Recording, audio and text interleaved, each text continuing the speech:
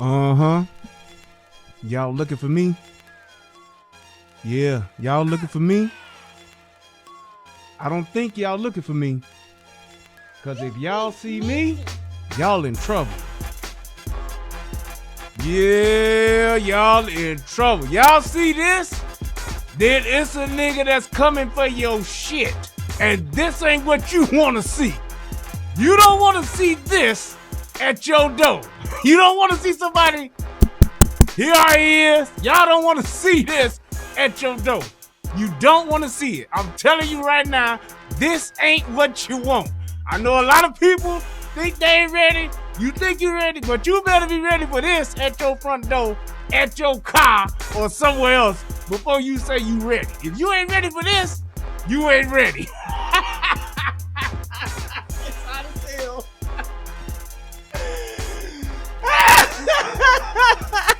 I'm telling you. That's the ski mask way. Nigga ransom note.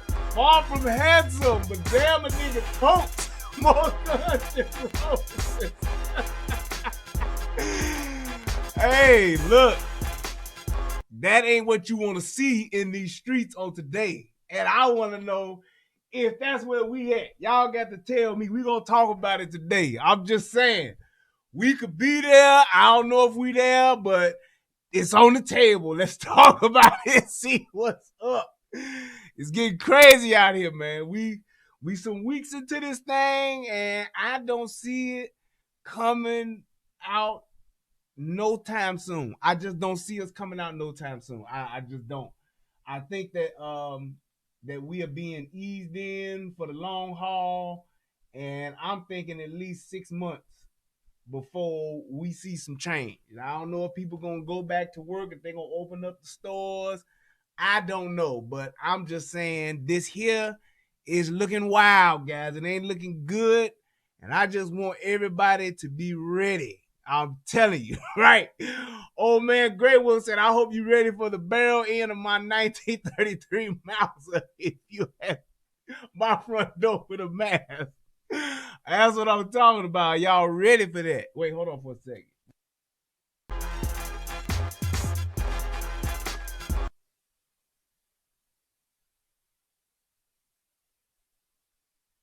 All right, there we go. Got myself together now. Hey, but look, um, this is a real show, man. This is a show that I have been talking about having, thinking about having, wondering, like, man, do I really need to do this? And yeah, I really need to do it. So here we are. This is what we talking about on tonight. I have prepared something special for you guys, and I want us to. And all I'm trying to do really tonight, I ain't trying to scare nobody and cause panic and all that kind of stuff. Do you have a Streamlabs account for donations? No, sir, I do not have a Streamlabs account. I have a PayPal and I have a Cash App. They are in the description box. Feel free to donate large quantities and large sums of currency. They are much needed and appreciated. Thank you, sir. All righty, moving right along. I just want to say this. There's a lot that's going on, and in all reality, in all fairness, in all seriousness, I don't know if we're at this point. I don't know if it's a thing of, because I believe that, this is something that's new to us.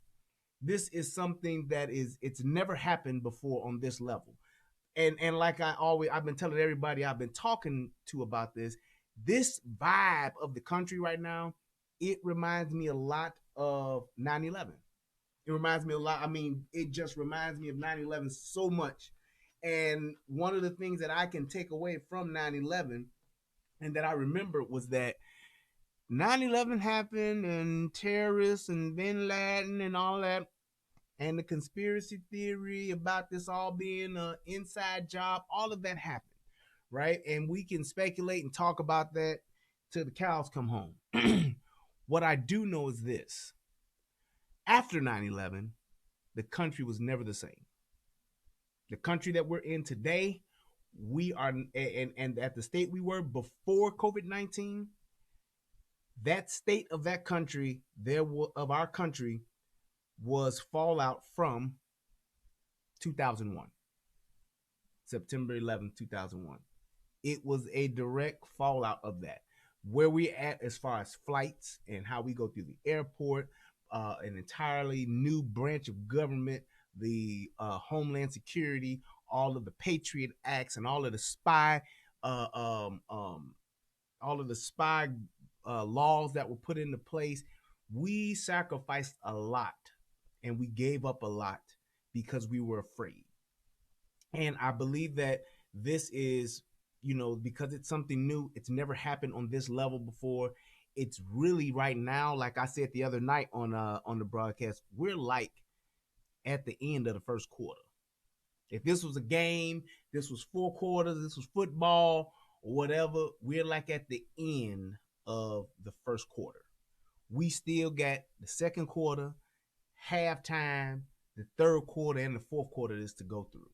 And right now, where we're at now is that we're kind of at the stage of saying, are we ready? Are we not ready? What we need? I don't know what we need. What's gonna happen? Who's doing this? Who's doing that? Where we gonna go? What we gonna do?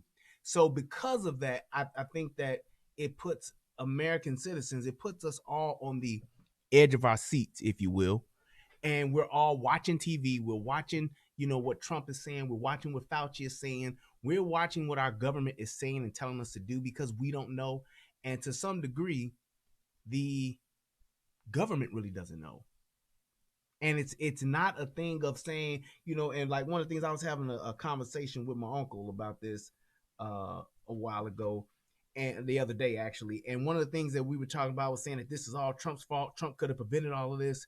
And there has never been to date a epidemic, a pandemic, virus outbreak. There was never any type of virus outbreak that has occurred that could have been prevented. Like we could have stopped this. Had everybody taken vitamin C, we could have stopped this.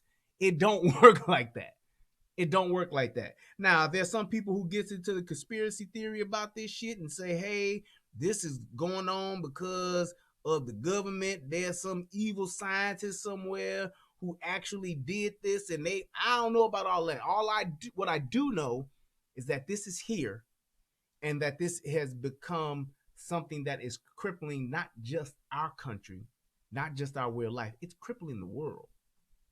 To think that everybody else in the country and the world, this is all a part of a hoax. This is all nonsense. There are too many people dying. There are too many people that are suffering, that are suffering from this. And we don't know what's going to end up, what's going to be the after effects of this. We just don't know. And it's like people are saying that, they are this is going to happen. It's going to be 200,000 people that's going to die. And we really don't know. There is so much that is unknown about this because this ain't never happened before. And you have to keep that in perspective. And with that being said, it's like, do you know what's going to happen with the government? Are we going to be able to go back to a normal way of life? Are businesses going to be able to open back up? Because there's so many people that want businesses to open back up, but we open them up to what? To infect more people?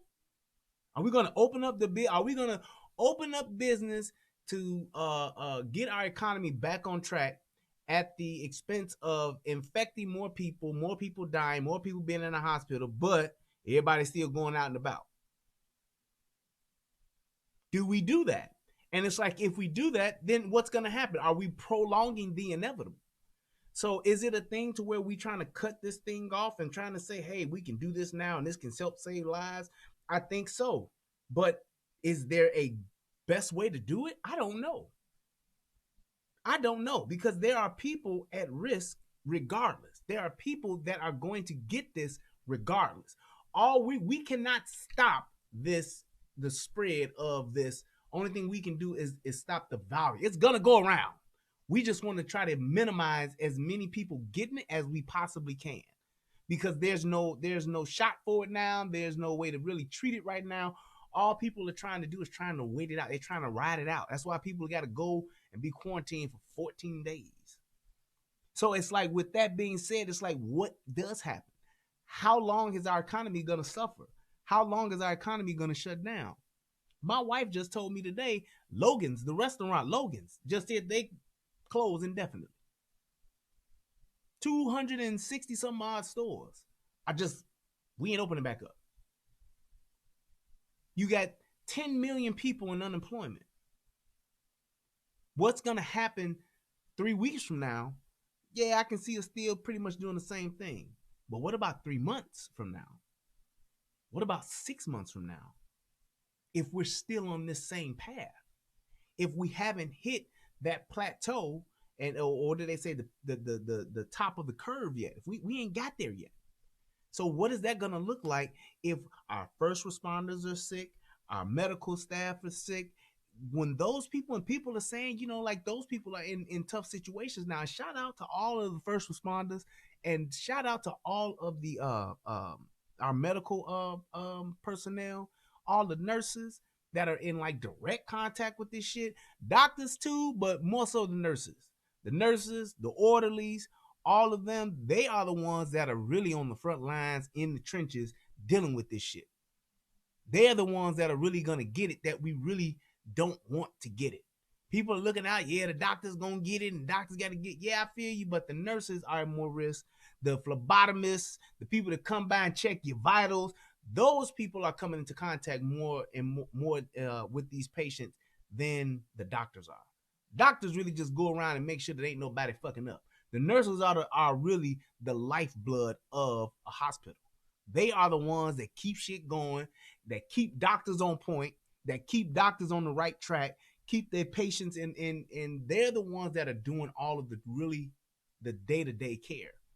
Doctors just going in, looking at vitals, looking at numbers, making sure ain't shit getting out of whack. And if something does go out of whack, they know what to do. But when you think about just what people are being exposed to now, and we ain't even got it really, it's just now getting cracking, then it's something to really consider. It's something to really look at. And I think that with that being said, what does happen if society does begin to crumble? Because right now, society's under arrest. Like it or not, believe it or not, our economy is our lifeblood.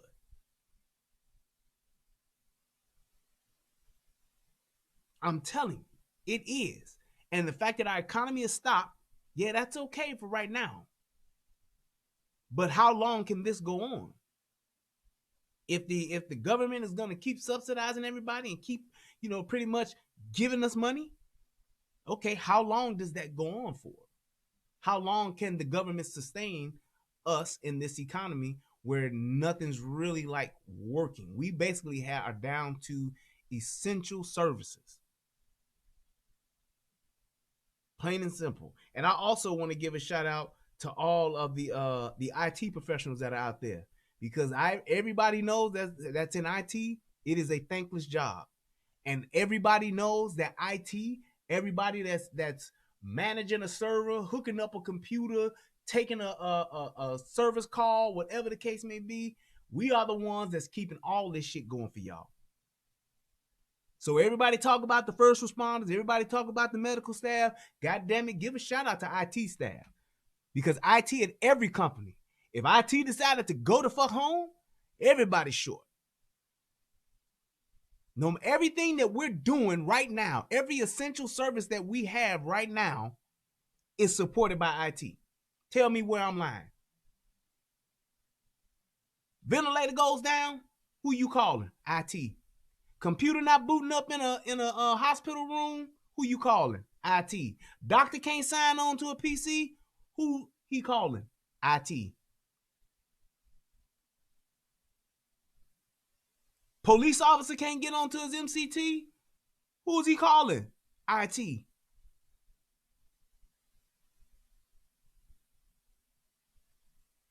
I'm just saying, that's just the reality of it. It's like IT is keeping this shit running.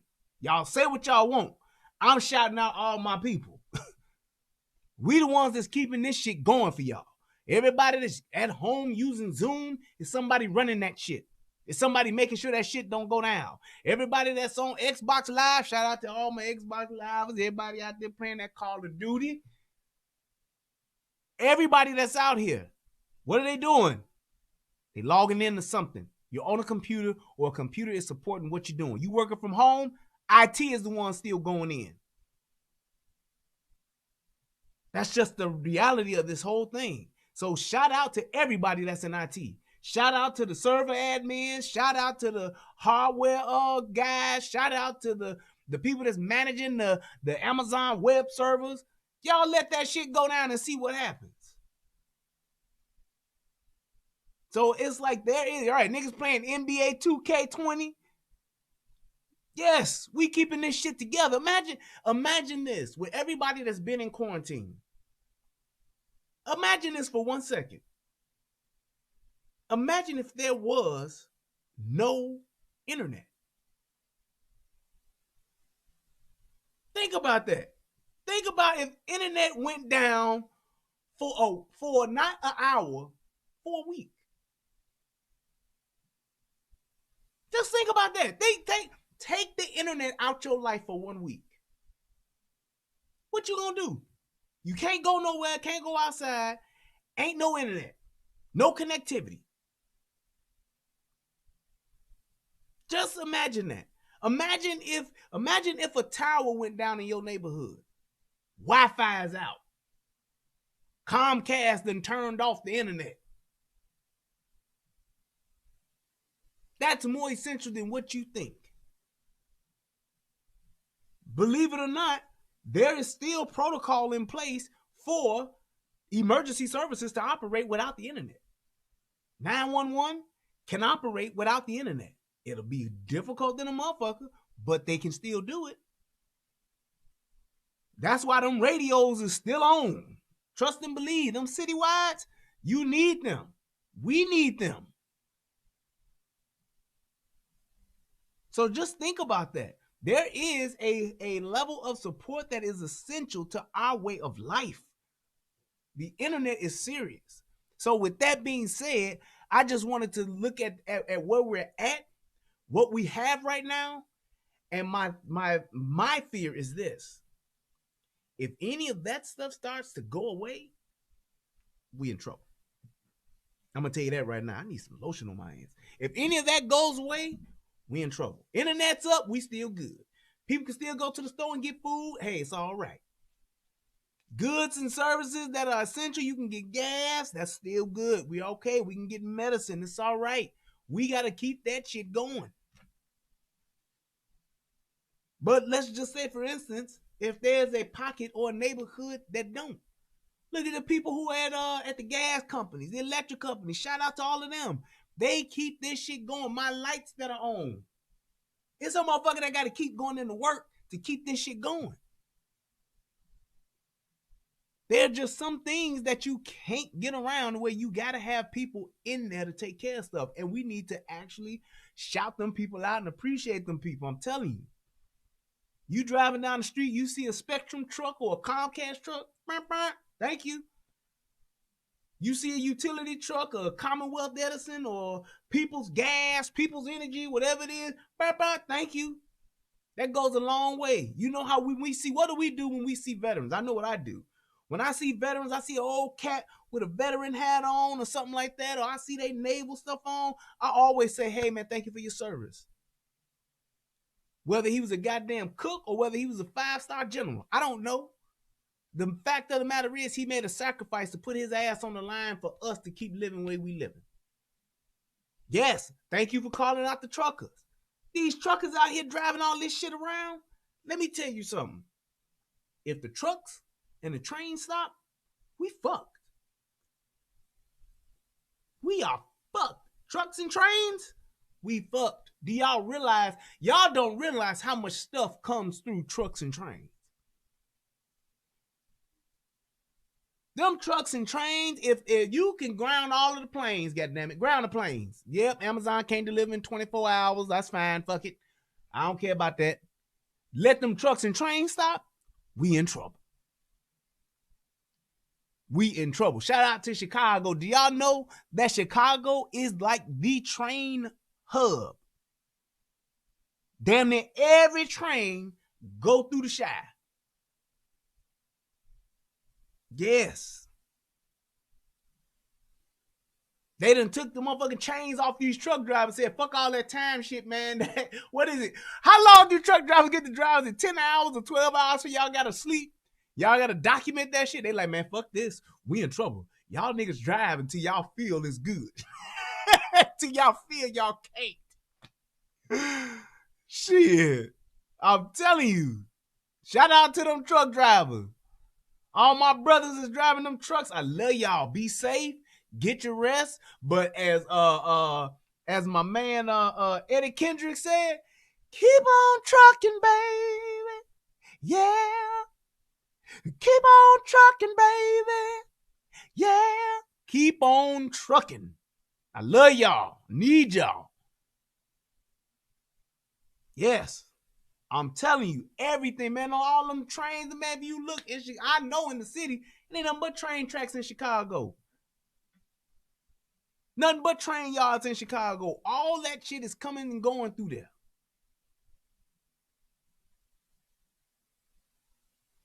Real talk. So, one of the things that I wanted to do on tonight, aside from sip this good drink, boy,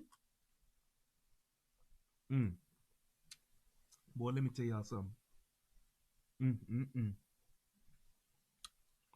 That's a good drink there. Yes. One of the things I wanted to do tonight, I literally just thought, I thought to myself for a minute, and I said, I wanted to come up with just a tactical, prepared plan, literally going from the curb to the interior of your house. Just some things that I looked at just to be safe, secured, and prepared for the worst, right? I'm not one of those people that's going to tell you, yes, civil unrest is coming. I'm not one of those people that's going to tell you the shit done hit the fan, get your bug out bags together, get ready to go. I'm not one of those people that's going to tell you that. I'm not gonna tell you, yeah, the city is going, your society is gonna collapse in the next 90 days. People are gonna be running the streets. I'm not gonna tell you that. I'm not one of those people. However, I am one of those people that's gonna tell you, it is your job, it's your responsibility, it's your duty to be prepared for whatever life brings you. And when it comes to being in a situation to where if there is some type of safety issue at your house, you ready for it. Because right now, people not working, people having a restricted income or no income at all, people commit crimes. Crimes do get committed. Crime will go up. Say, can I borrow one of your guns? Right. Read you funny. Can I borrow one of your guns? Like a cup of sugar? Right. But with things like that happening, when there ain't no work, when there ain't no jobs, can't go nowhere, you need access to stuff, money and food and all that kind of stuff. When you can't get that, people commit crimes. People tend to do drugs more. People get high. People do all this kind of shit. And with that being said, because that happens, there is an uptick in crime. Crime will increase. So what happens when crime increases and you ain't ready? You become a victim. It's that simple. It is that simple. And with us having this quarantine, they want you to stay in the house, and you should.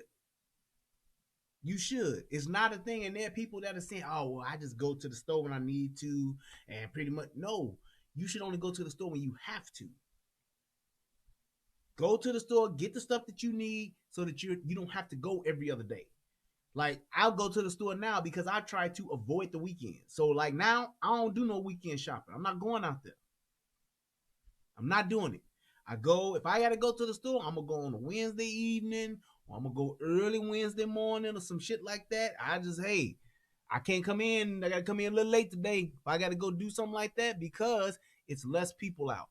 Less people will minimize my chances of being exposed.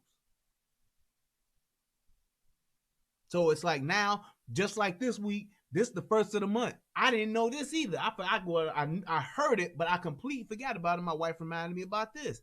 They doubled everybody's aid check. So everybody that's on Social Security, everybody that's on aid, on welfare, they got double checks this week. They got their check on the first, and then they got another check on the third. Double for their trouble. So can you imagine how many people was at the store this weekend? I'm so glad I wasn't out there. I'd have been mad than a motherfucker. Every hood, every ghetto is out in the store spending their link, or they trying to sell it. So that means motherfuckers is shopping. Either way. So it's like, with that being said, I don't want to be out there with some motherfucking ghetto motherfuckers who think they can't get this shit, walking around with a motherfucking not an N95 mask on. They just got a mask on and they coughing and shit, talking and shit. I don't want to deal with that.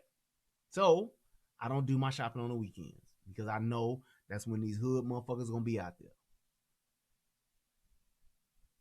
That's my thing. So it's like, I want to make sure that I'm minimizing, and that's what you should do, minimize your interactions with the public.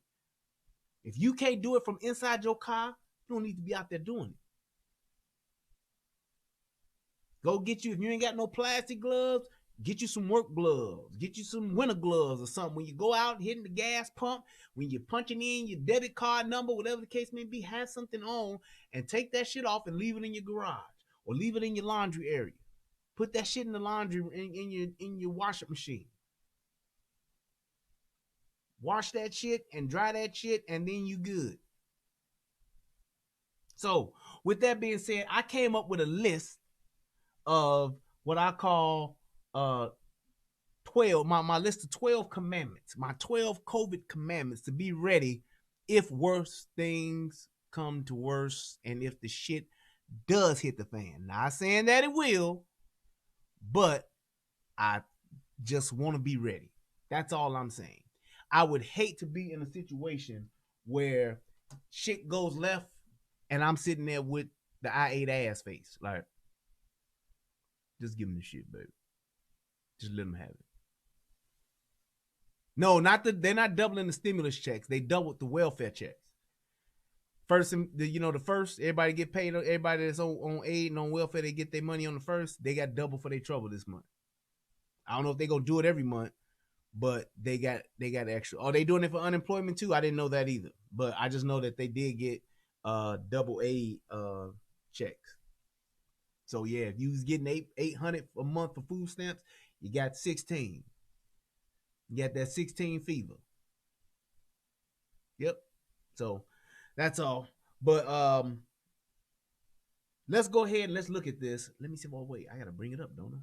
Because I can look at it, but I want us to look at it. So let me see if I did this right. It should just pop right up and be all good. Let's see. Yes. See, that's what I was doing, y'all. When it took me, I was late, of course, but when it took me that extra time to get ready, this is what I was doing.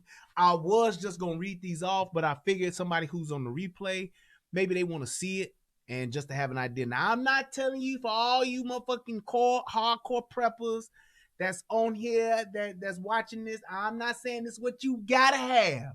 I'm just telling you, this is what I thought about this afternoon as far as just going from the curb of my house into the very inside, everything that I would need and everything that I should have and be prepared for. This is all I came up with. So this ain't the Bible. This is just my view on what I think. All right. And I just called it civil unrest preparedness. Did I spell that right? I think I did. But whatever. Here we go. First things first, coming from the curb inside, is get stocked up on all needed groceries, non-perishable items, first aid kits, and cleaning products. Now, what that means is not to go out and buy $4,000 worth of shit.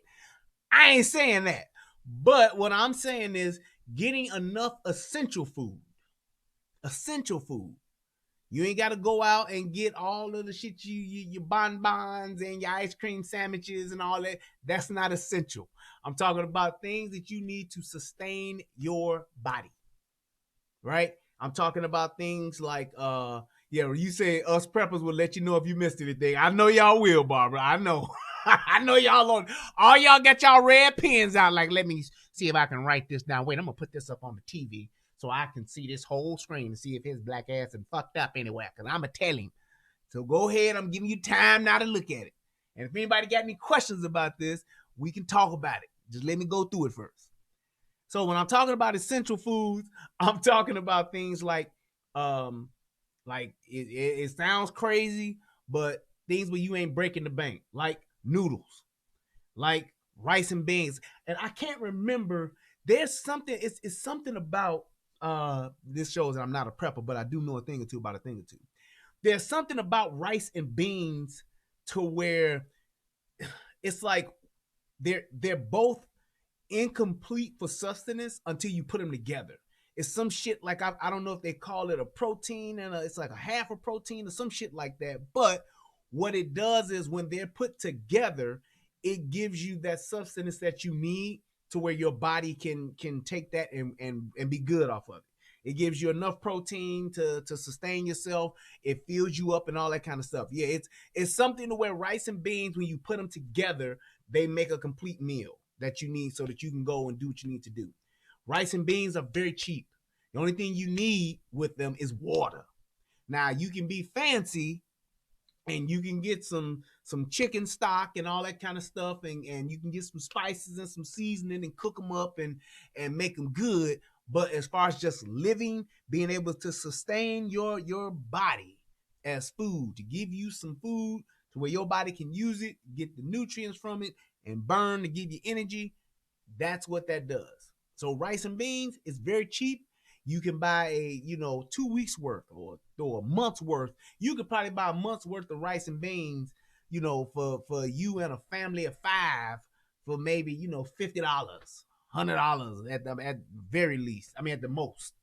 You know what I'm saying? So it's like when you look at something like that, that's something that you want to have. Those top ramen noodles, yes, they full of fucking salt and all that kind of shit, but it's still something that can sustain you, and it's very cheap.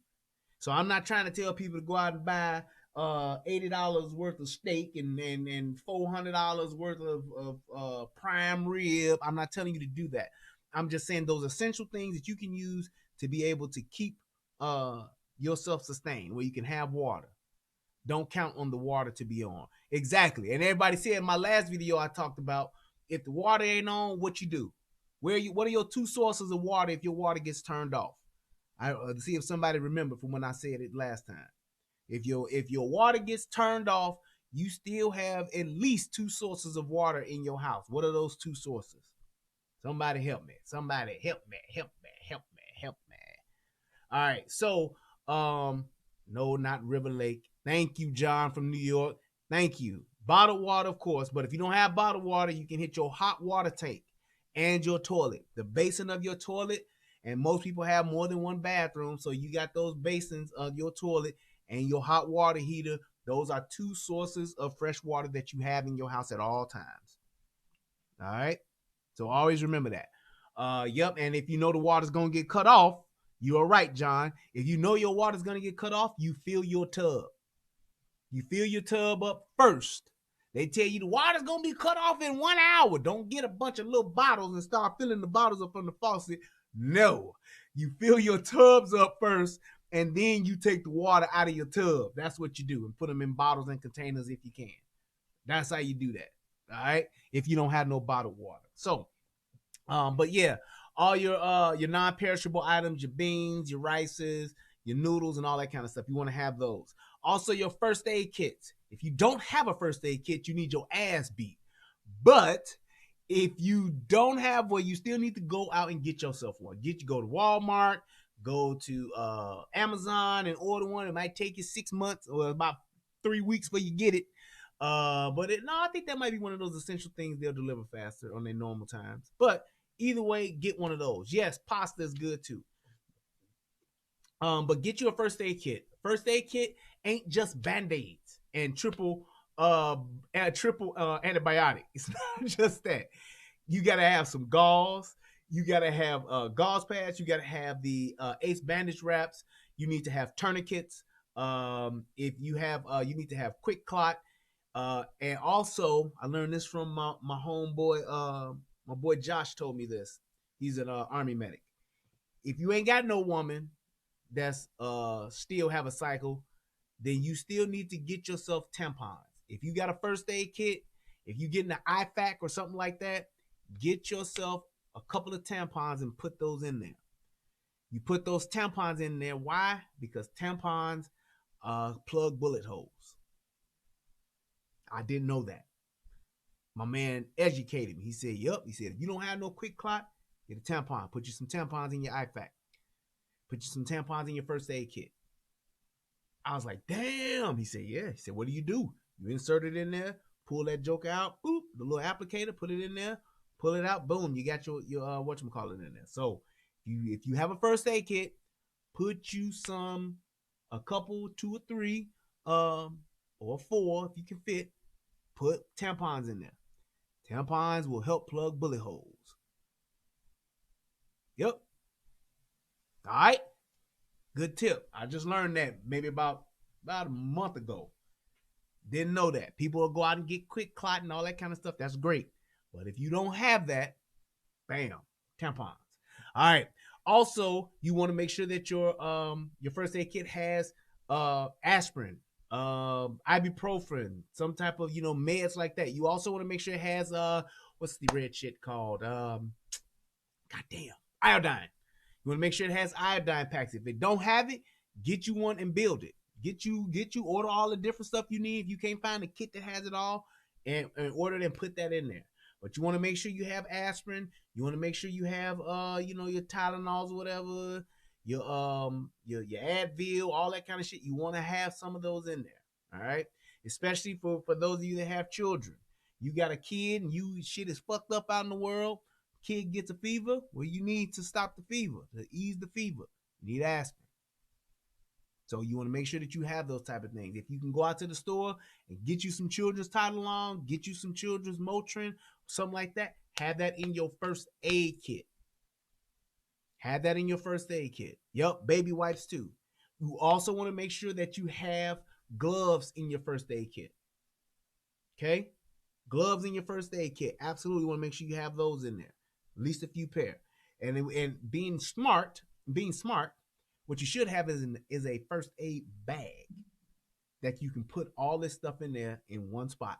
So if you do got to go, you do got to hit the streets, you got to hop in the vehicle, get in the whip and go to a rally point or a rendezvous point, all you got to do is grab a bag. You got your alcohol, peroxide, all that stuff in there. Get you a first aid kit bag, not one of them little bitty things. Yep, you can put masks, goggles, all that kind of stuff in there. Okay? Cool. You can go to YouTube and YouTube this shit. See what people are putting in their first aid kits.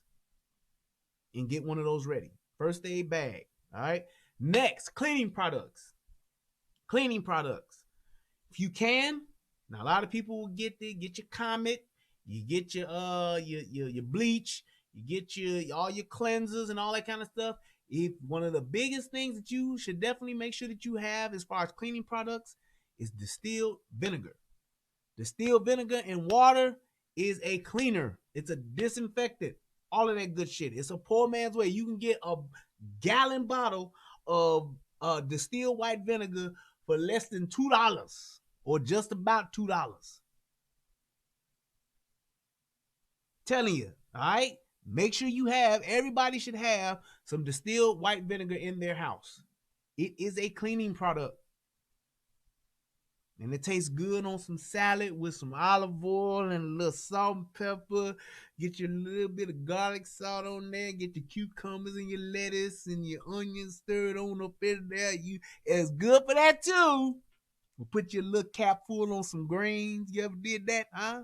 Little cap full of that on some white vinegar on them greens. Woo, that and be good. Little pasta salad or something. I got some pasta salad in there right now. Put a little pasta salad on there. You get that on that little vinegar on there. Give that little. Tastes good, Jack. Yeah. It's also a food preserver. Did not know that. See? That's what I'm talking about. Barbara, I didn't know that. It's a food preserver as well. Boom. All right. So there we go. So that's one. Number 2. Going from the curb, because this stuff you bring to the house. Now, going from the curb, working your way in, where you going to stop? Either in front of your house, and if you don't have a garage, you'll be in front of your house still. But if you got a garage, now you're in the garage. What is in your garage? What's the most important thing in your garage? You can use it for pickling and all that kind of stuff too. Pickling vinegar. Yeah, buddy. You also have your vehicle. With your car, it's basically simple. Keep your vehicle at least 2/3 of a tank full. Me, I would say I try to keep it full, don't let it get down 3/4. But 2/3 of a tank, you can go. Most vehicles with 2/3 of a tank of gas, you can go at least 200 miles. So that's enough to find more gas and to get to where you're going. So you can get more gas, and you get more gas, you can get to where you're going. But don't let your car get down to a quarter tank and you got to go driving somewhere. Don't let your car get down to an eighth of a tank or the light on, and you talking about, oh, I still got this. I can still go somewhere, get this, and get. No, don't do that. Yes, I like that too. Make sure your tire pressure and your spare is good. Actually, I need to put that on there. Yep. Check your vehicle. Make sure that everything is working. Get your vehicle checked. Pay. It's something I want to say. If you go to a dealership, they'll charge you about maybe anywhere between 70, no more than $100 to just give your car a once over. That means they check everything from bumper to bumper. They check your brakes, check your fluids, check your lines, check all of that stuff, put it on the machine, let the machine tell you what's wrong with it, to where you should at least have a list of what's wrong with your car. And there's still time to get stuff fixed. Right. He said the caddy is always full of gas and have 10 gallons to spare. There you go. That's what I'm talking about. But you always want to make sure that you have that. All right. So make sure that you get your car, you got gas in it. Also, with your car, you should have a bag with your non-perishable food items, or a little small banker's box or something that just got some food in there, some beans, some rice or something, some little snack bars or something quick like that you can have if you do are in your car and some shit go left and you got to go somewhere and you can't make it home. You have at least something. Okay. You have at least something. So always make sure that, and everybody should have a first aid kit in their car. If you don't have a first aid kit in your car, I'm telling you, you ain't gotta have no first aid bag, but you should have a small first aid kit in your car regardless. So everybody should have that. Also, some water, little small thing of water, or you can have one of the big cases of water in there. So you have that in your trunk. Now they do say that it is bad for you to have water in hot climate areas because the heat from the sun and being in your trunk, that makes your water bottles expand and contract because the temperature is changing, which releases them what do they call them, parabens or PBHs or whatever, and that shit that causes cancer, and it taints the water. Have heard that. So be very careful of that. Very careful about that. So I used to keep water in my car, but I don't now. I just don't because of that, because it would be in there for quite some time. What I will do in the summertime, though, I will put my bottles of water in a cooler and put it in my truck, because I got a truck, I got more space. So I will put I got a little small cooler, a little small igloo, and I will put, about me, I can get maybe about 12 bottles of water in there, and I just put a bag of ice on it. And that cooler holds for I think it's 24 hours or something like that. And I'll pour the water off, get a dollar bag of ice, put a little more ice on it just to make sure I have it so that those bottles of water aren't doing that expanding and contracting thing. So can't have bottles in the car in Texas, right? So that's why I say I put it in the cooler. Because even in Chicago, it would get hot like that, and those bottles expanding and contraction releases all them toxins or whatever in the water, and it fucks up the water. So either that or get you one of those igloo joints. Not igloo. What's the big company that makes the Yetis? Get you one of them Yeti joints, and the Yetis let you put water in there. You can get one of them big ones that's like 32 ounces or something like that, and have that in there too. All right. So also you want some clothing to be prepared for climate changes, cold, rain, snow, etc. So make sure you have like a blanket, something you need. Everybody should have a blanket in case you ever got to get up under your car, but you should have something that gets up that can keep you warm. If you want a jacket or something like that, I keep a jacket. I keep actually 2 jackets in my car and a blanket. I always have had that. So in case, because we always getting cold. My wife get cold. We go to the movies and stuff like that. So I have something in the car in case we forget to bring that. So that's one of the things that I always make sure that I keep. Now, next, Prepare your outside area by cutting back shrubs and bushes to make sure perimeter is well lit and visible from windows. Add motion lights where needed, even if they are battery powered LEDs. So when you're talking about the outside of your home, you want to first and foremost make sure that your bushes and stuff are trimmed back. So that means when you look out your window, you ain't just looking at bushes. When you look out your window, it ain't no big tree that you ain't trimmed in 4 summers, and now it's blocking all your windows. You can't see nothing. If you ever need to look out of a window and it's being blocked, you need to trim that shrubbery back, cut those bushes down, trim those hedges down, whatever the case may be. So you want to make sure that that stuff is trimmed so that you can see out of there, so you have a clear line of sight. The next thing is you want to make sure it is well lit. Get you some of those, even if you got to get the cheap, with like they got like $8.99, $12.99 floodlights you can put on every corner of your house with the little motion detector. And you can have them lights when they come on, boom, there you go. If you can't afford to have it wired correctly, get you battery operated LEDs. LEDs use a very low amount of energy, and those batteries will last for some time, especially if they're on a motion detector. But if you can afford it, you should have some type of motion sensing lights that you can turn on and off. Even if you get wireless ones or you get them hooked up through your phone, I don't care. You should be able to light up your space if you need to. You should be able to light up your space if you need somebody in your backyard. You should be able to hit a switch, turn on some lights, see what the fuck going on back there. When you hit them lights, your yard is lit up. What that does for you, besides allowing you to see, it is also a theft deterrent. It is a theft deterrent. When people see your house is well lit, they tend to not want to come inside or to try to break in because they know they can be seen. Damn, he said water powered lights from Amazon. Jason, you got to send me that link. I ain't never heard of that, pimp. But if they don't have the battery power ones, get the solar power ones. Get the solar power ones. Even if you got the little torch lights that you set on your walkway to light up your walkway when you walk up that are solar powered, buy you some of those. You can find them on sale, especially during the off season. Find them on sale and light up your place. Light up your place. If your garage is at the back of your house, you got your family members, your wife, your sons, your daughters coming in and out of garages. People will get carjacked coming in and out of that garage. That is a place where people will wait.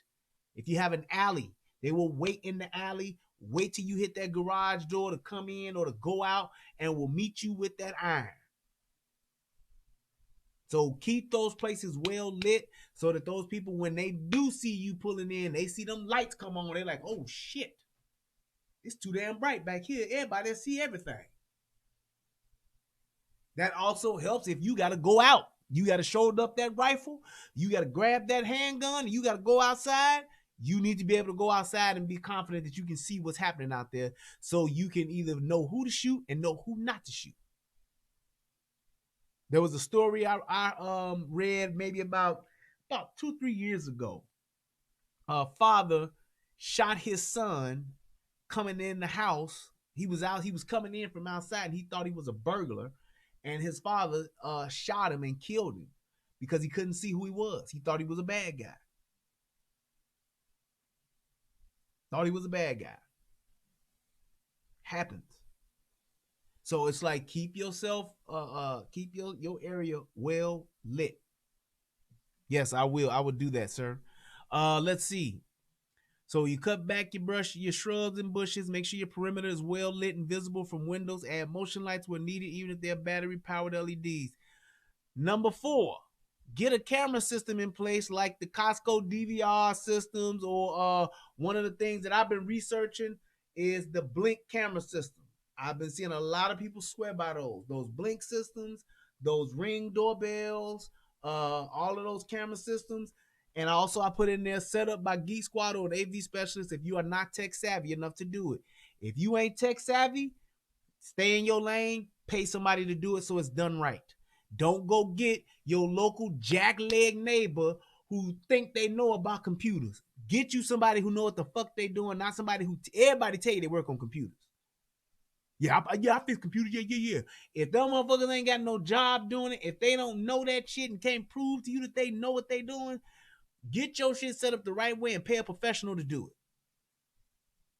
I can't tell you when I was a Geek Squad agent how many times I had to go back and redo somebody's nephew fuck up, redo somebody's son who fucked up, do somebody's my granddaughter came up and tried to set it up and it ain't working.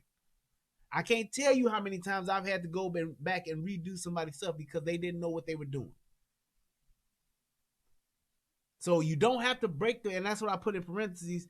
If you're not tech savvy enough, you don't have to break the bank here, but get the best quality that you can afford and don't skimp. So if you find one that's $89 and they got one that's $129, go ahead and go for the $129. You find you a DVR system that's $349, they got another one that got some extra features or it's HD and it's $450, spend the extra $100 and get the $450. Because at the end of the day, what's on the line here is not necessarily your budget, but it's your ass or somebody you love's ass is on the line. When you go to look at that DVR, if some shit going down, you want to be able to see, don't you? You want to be able to see the person, not looking at some grainy ass image saying, I don't know what that is. I don't know who that is. I don't know who that could be. If you can get HD, get HD. Matter of fact, you should get HD. You should not have a camera system in place that is not HD. Plain and simple. Plain and simple. And one of the things I like about the Blink thing is that they say you get good battery life with it, and it works on battery, so you can put those cameras up anywhere. Don't have to use no wires. Right now, where I stay, I'm renting. I can't run no lines. I can't do it. So if I can get wireless, I'm considering getting this wireless set up so I can have something that's wireless here. So consider that. Keep that in your mind. Don't get nothing that ain't HD. You can see a good one on sale at Amazon. If it ain't HD, you don't need to get it. If you can get one of those Ring doorbells, get you one for the front and back doors. Or if you got 3 doors on your house, get one for all your doors. Why? Because you can log into your Ring doorbells and just see it whenever. It don't just work when somebody ringing your doorbell. It got motion sensing on it. You can log into it and see live. You can just answer it whenever you want to and look right into it to see what that camera is seeing. That camera has a very wide range. It works very well, and it saves what also has your battery you can change. See, and also it has alerts. It has motion sensing in it, so you can see when somebody walks by. Somebody said, "Good question. Hey, what about cameras in your car?" Is that the question? Let me go back and see. I can't see it. If you got a question, save it for the end if you can. Will they still work without power? I don't know what you're talking about. So save your questions for the end if you can. I'll answer those, and I'll try to catch the ones I can. But if you can get something like I said, a Ring camera, it's like maybe $40 a year or some shit like that. But it's well worth it because it not only records stuff, but it saves stuff as well. So you can go back and look. You can email. You can say, hey, who this nigga here that came to the house on Tuesday? You can go back and you can look. When you see those people getting caught on TV that's delivering packages and pissing on people's front doors and rubbing spit on boxes and on Amazon and UPS and all that shit, Ring cameras are catching those people. You can also use that camera to answer the door. You got a nigga banging at the door with the mask on. You ain't even got to be at the door and be like, hey man, what you want? You can be gone. You can be at work. Your wife could be at home and you could be answering that door with your voice, which is a deterrent as well. So think about that. Next, make sure that all windows and doors are functioning and can be locked properly. If not, board up or nail shut now if they cannot be repaired at the moment. So your doors and your windows in your house, because we got some hood motherfuckers that watch this shit. If that shit don't work right, which means if you can't lock it, lifting it don't open. Or if you got a door that don't lock right, you got to prop something up against it. You got to put a wedge or something in the door. Get it fixed, first of all. If you cannot get it fixed, it would be better to nail the motherfucker shut so can't nobody open it from the outside than it would be to just leave it the way that it is. Until you are able to get it fixed, nail it shut if you need to. Because you don't want a motherfucker coming back. Because people are testing doors and people are testing windows whenever they can. These motherfuckers will get bold. And they will come up and hit your window and you don't even know it. They'll come up and check your doorknob and see if it's left open.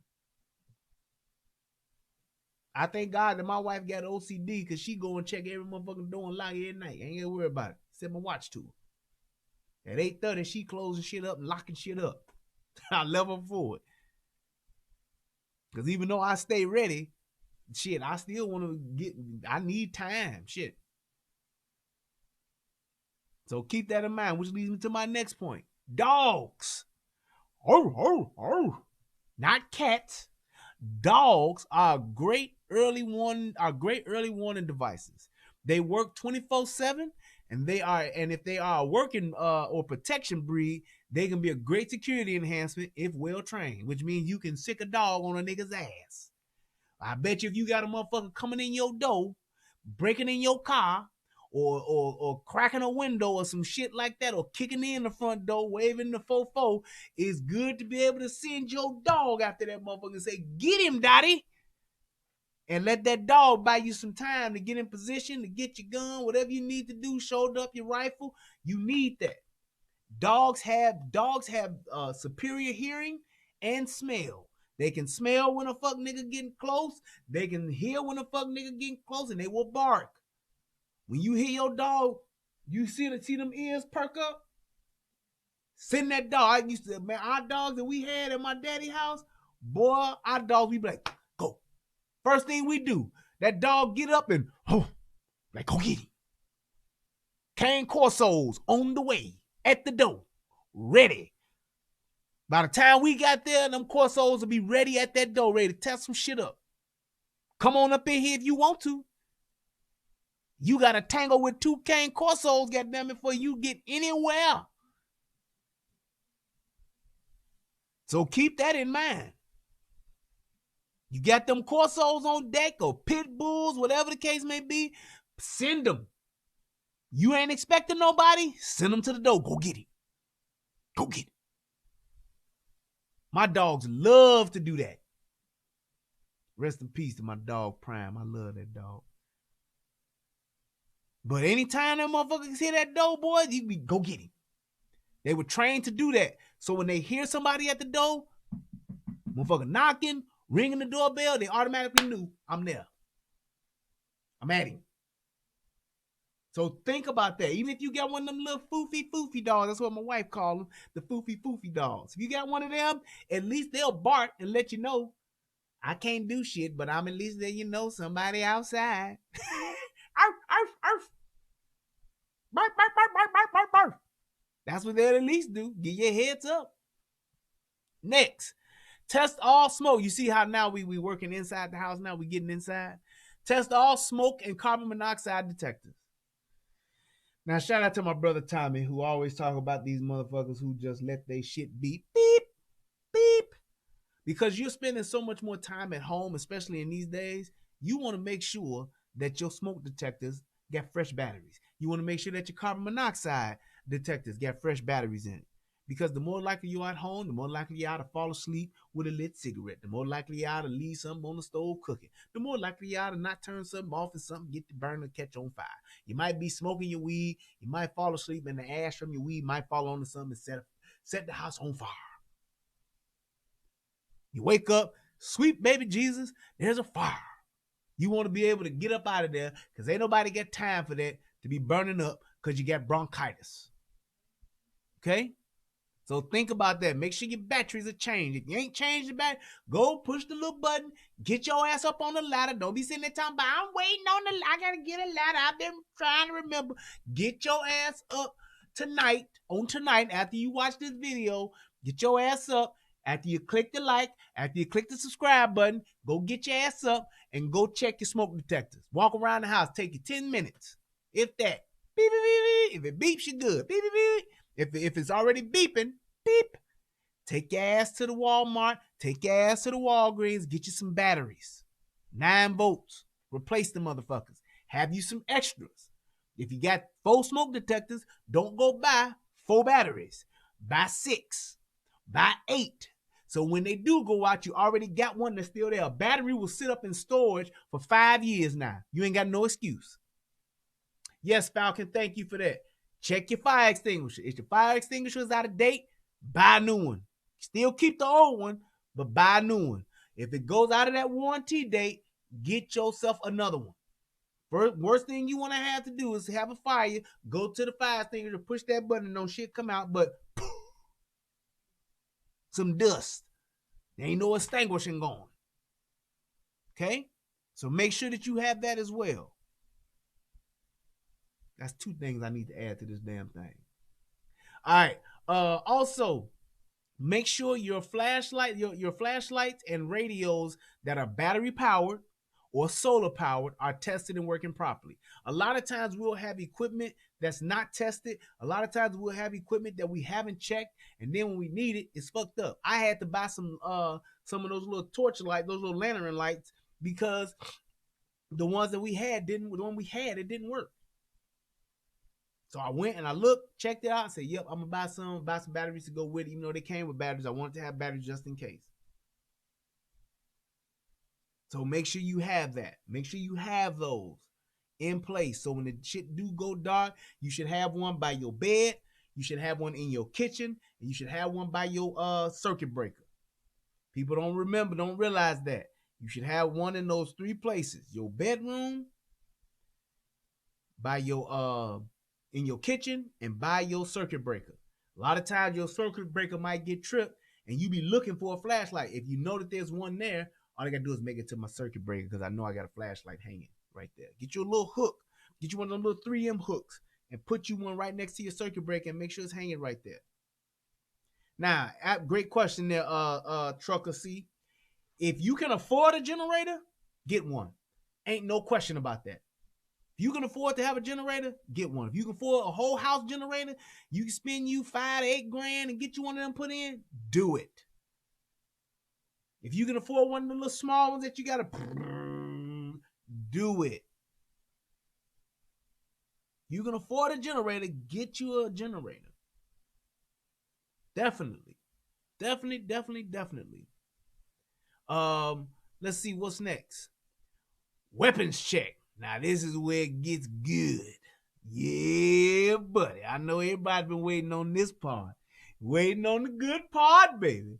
Weapons check. Weapons check. Weapons check. Now, with a weapons check, this is what I mean by that. Making sure that your arsenal is ready. Making sure that your arsenal is ready to get it cracking. Ready to do your thing. Ready to shoot, ready to be ready just to do whatever. Hold on for 1 second. I want to make sure that I got this. Oh, I don't have it. That's why. Yeah. But you want to make sure that all firearms are first and foremost are clean. Make sure that they are clean. If you have not cleaned them, you need to clean them. If you don't know how to clean them, that's okay. Especially for a lot of my first-time gun owners. First-time gun owners, I didn't learn how to clean a gun online, but my daddy taught me how to clean a gun. So I've been cleaning guns since I was a little kid. But if you want to learn how to clean a gun, there are thousands of videos on how to clean a gun. Thousands. You can literally look up your model and your make and get your gun and learn how to take it apart and learn how to clean it. Learn how to field strip your firearm so that you can clean it. There is no excuse for that. They will show you there are different ways to clean it. There are different things to clean it. There are different methods. Me personally, I have become a frog lube guy. All my guns are frog lube. If you don't know about frog lube, check it out. I don't think I uploaded that video. No, I don't. I didn't. Yeah, I need to do that. Fuck. I got a frog lube video. I frog lube my AR-15. That was like shit. Damn it, 2 years ago. Yes. I frog lube my AR-15. But yeah, frog lubing. Actually, what I'm probably gonna do, I might even do that again for my handguns. But my rifle, I did that already. My rifle is frog lube, ready to go. What frog lube is, for those of you who don't know, frog lube is basically a treatment that you can put on your guns to where what happens is when you shoot your gun heats up. The molecules that are embedded into that metal, because you got to heat your gun up and clean your gun, take all that oil and stuff off. You got to strip your gun of all oil, all that grease, all dirt. Once you got your gun in a clean state where there's nothing on it, you then heat the metal up. Yeah, I think I will do that, Jason. You heat it up with a heat gun or if you got a good enough hair dryer. You get it to where it's hot to touch. Once you do that, you have this frog glue, which is basically like this green paste, and you can spray it. It's a spray and it's a paste. You slather it on, literally slather it on. You don't want to cake it up into the like firing pin area, but everywhere else, your barrel, your slide, everything that's metal, you want to get it on there. Once you do that, you let it cool.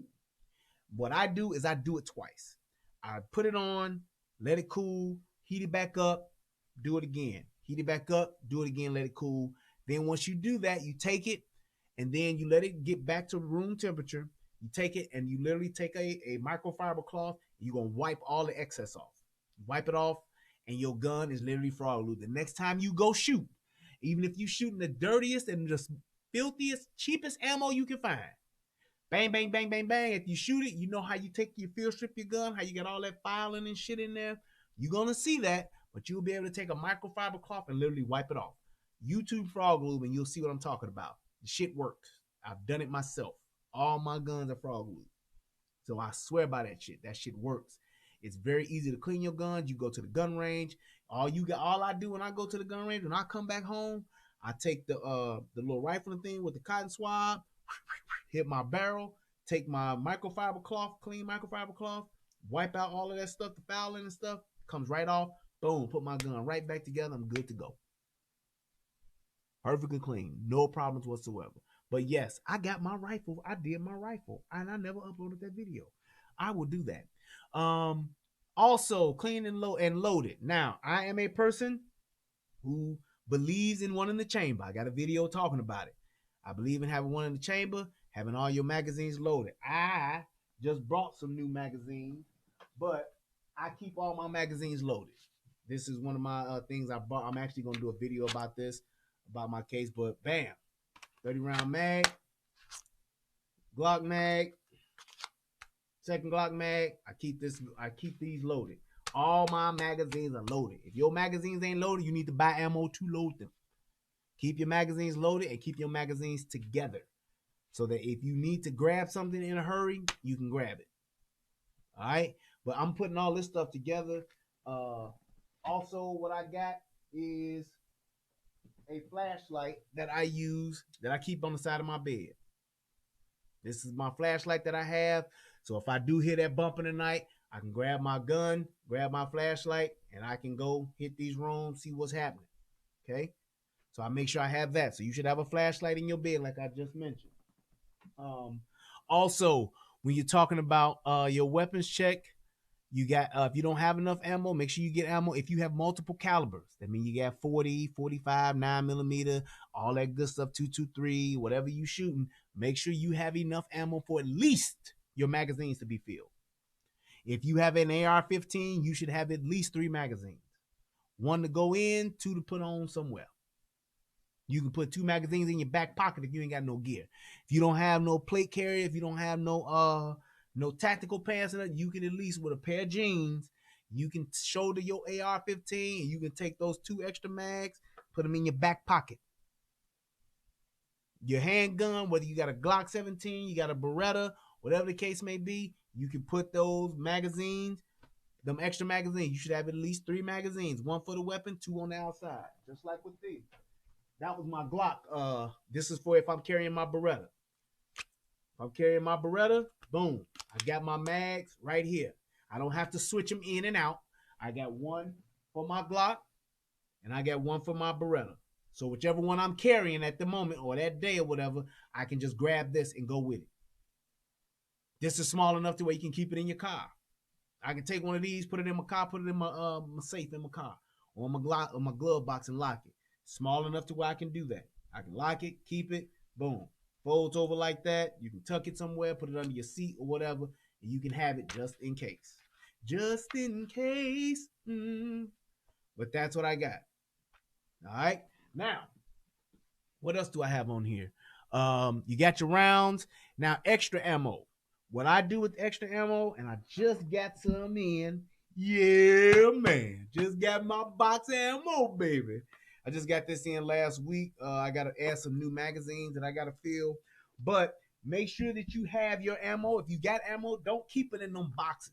Them little boxes of ammo, don't do that shit. Get you some ammo cases that hold 100 rounds in them. Or get you something like this, an ammo, the big one. I even got the army joints. Where's my, oh, it's in my closet. I got the big metal joints that seal up that you can put all that stuff in there. Yeah, but put it in there in the green metal cans. I got those. The reason why you get those metal cans is because they are waterproof. They keep out moisture. So you can put your rounds in those cases. You can put them in those little boxes, and you can close it up and keep them in there. Put those in there. If you can get an ammo can, get an ammo can. At least one or two. I actually have 4, and that's because I caught them on sale for like $10. Now I was like, oh hell yeah, I'm buying these. And it came with 2. It was 2 cans in one. It was a big can and a smaller can in each one for $10. Oh man, me and my brother Easy, we went to town on them. I think we got 4 of those a piece. But make sure you put your ammo in an ammo can because it keeps moisture away. So they don't rust, they don't get oxidized, they don't get mold and all that shit going on. Keep them in the ammo can, and even if you gotta go in a hurry, you ain't gotta get a bunch of boxes of ammo. You can grab your ammo can and you gone. All right. The only reason why those aren't in a green can is because I still got to put these in some mags. I got magazines that I got to fill that I just got, brand new ones. So make sure you do that. All right. Next, tactical gear check. Make sure that all tactical clothing or gear has been tried on and still fits. Aha. And is adjusted properly. So when you buy your tactical pants, your tactical belt, you get all of that gear, you get your plate carrier and all that stuff. Make sure you have that on. Make sure you have that set up to where all you got to do is put it on and it's all ready to go. You should just be able to put on your plate carrier if you got one, put on your tactical pants and they fit good to where you can do squats and all that kind of stuff. You can get down on one knee and all that kind of stuff. A lot of times we'll have equipment and we'll have tactical gear and we'll have it for years and we don't try it on. And next time we go put it on, we didn't gain 20 pounds or 40 pounds and the shit is super tight. If that's the case, get you some new ones. Get you some bigger ones. Get it to where the shit fits and you can function in it. Ain't no point in having tactical gear that don't fit and it doesn't let you move properly. So get you some tactical pants. You ain't got to buy 5 pair. Yes, they are a little expensive, but you can get you some tactical pants. Get you some tactical boots. Tactical boots are fairly cheap. They don't cost no $250 like no Jordans. You ain't got to have the $300 ones. Get you some $50 or $60 boots to have on. Some shit kickers that cover up your ankles. At least ankle high and button above. But get you some tactical gear that fits and that works. When you put it on, boom, you're good. Tactical belt, one of the advantages of having that tactical belt with the Velcro is once you put that tactical belt on, your battle belt, you just boom, put it on, click, and that's it. It's ready to go. Everything is on it. That's what I'm gonna do with this. That's actually the last piece I'm waiting on before I do my my video about that. Is my tactical belt. I got all my other stuff that I need. Why did I bring this gun? I don't know. But I got all my other stuff I need, including my plate carrier. Yes, sir. I'm ready. And these are my magazines that I got that's empty. I need to fill. But got my plate carrier. Got my plate carrier. I got all my shit that I need. So when I just got it now, I got it pretty much sized and put on. I just got to get the other stuff to fill on it. But once I do that, I'm gonna do a video about that to show everybody what you can do. So make sure that you have that stuff ready to go and make sure that it fits so you can put it on and be ready to rock and roll whenever you need to. All right. If it don't fit, if you don't have it, that's your wish list. That's the things you start working towards to go get. Okay. So that you can have the stuff and it fits and it works. Once you get yourself outfitted, get the next person in line fitted. Get your wife fitted. Get your son fitted. Get your daughters fitted. So if something go down, hey, I got bulletproof vests for them now. Because I got a plate carrier. I just passed on my bulletproof vest. And I had 2 bulletproof vests. I had one from my dad and I had one from when I was a sheriff deputy in Michigan. So now I just passed them on to them. So if we need to shoulder up, we got to go. I'm gonna throw one on my daughter. My wife gonna throw hers on, and we good to go. We out here. We gotta move. We gotta move. So keep that shit in mind. You want to make sure that you have that equipment and that the equipment fits and it works. If it don't work, get you some new ones. Sell it to somebody, donate it to somebody, pass it down to somebody, whatever the case may be. What's on the crest? Oh, that's just the brand. It's Condor. Condor is really good. It had great reviews on it, and it's not real expensive. You ain't breaking the bank. You ain't got to spend $500 on no plate carrier. So it's a good price. Yeah, when I do my video on it, you'll see it. But yeah, Condor is the brand that I got. Last but not least, we got two more. Create offensive and defensive plans of execution in the event of a theft, break-in, or home invasion. Now, here's the thing too. When you're talking about you got all this equipment, you got everything in place, now everybody in the house needs to know what to do if this happens, if that happens, if something goes wrong, what are we going to do? What are we going to do? How do we do it? Who does what? Who goes where? Make sure that you have hiding places established. Make sure that people know where to go in the house. Make sure people know what to do. If you tell your son or your daughter to go hide, they know where to go.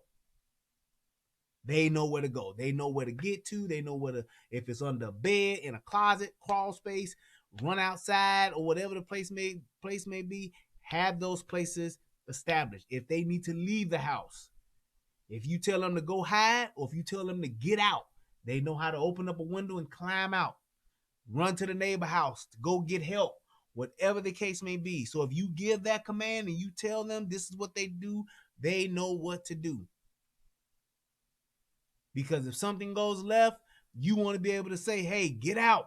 And if they tell you, if they hear that, they wake up and they get out, they know what to do. Daddy said, get out. That means get up and jump out this window and go to my neighbor house, or go to my uncle house, or go to my cousin house up the street or around the corner, or whatever the case may be. If they old enough to where they got a cell phone, get my cell phone, get out the house, climb out the window. While I'm out, once I get outside, then I call the police. House on fire, I know to get out and go to the neighbor house across the street or next door. Or meet on the corner, meet in the alley, whatever the case may be, they know what to do. And once you do that, once you have that stuff established, if it's a home invasion, you want them to hide. If it's everybody go quiet, don't move. Everybody get in this safe room. You got a safe room in your house. Go to the safe room. If they know to do that, then they know to get their ass up, go in this room and wait. Don't open the door. Don't do shit. My wife knows, hey, if this shit happens and I get up and I go out, you get the baby, you go to the baby room, you stay in that motherfucker. Don't come out. I don't give a fuck how many gunshots you hear, how much hollering and screaming you hear. Don't come out. And if a motherfucker come to that door, you air it out. You keep shooting until the motherfucker stop moving. You hold up in there. I don't give a fuck what. Unless you hear the safe word, you stay your ass in there. If I tell you, come out, baby, come out, they gonna kill me, come out. Let me die. That's man shit. That's what we do. Let me die. You stay your ass in there. Let them motherfuckers come get you. Get them motherfuckers a fight. If they get us, they gonna get us, and we gonna give them a fight while they getting us. We ain't gonna be no easy wins around this motherfucker. No way. So that's how you have to prepare, but you gotta train for that kind of stuff. You gotta teach that kind of stuff. Last but not least, develop and practice hiding and evacuation plans using multiple routes and areas. Also have established and areas also, I should be have, not has have established rendezvous, rally points in the event your unit gets separated or is already separated.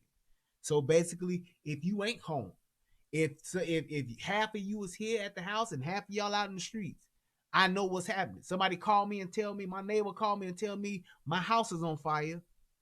I know where my family's supposed to be. And if they're not there, I know they're in the house. If they're not meeting me on the corner waiting for me at the rally point, then I know that they're still inside. Well, how do you know? Because they're supposed to be here. And if they're not here, then that means they're still in there.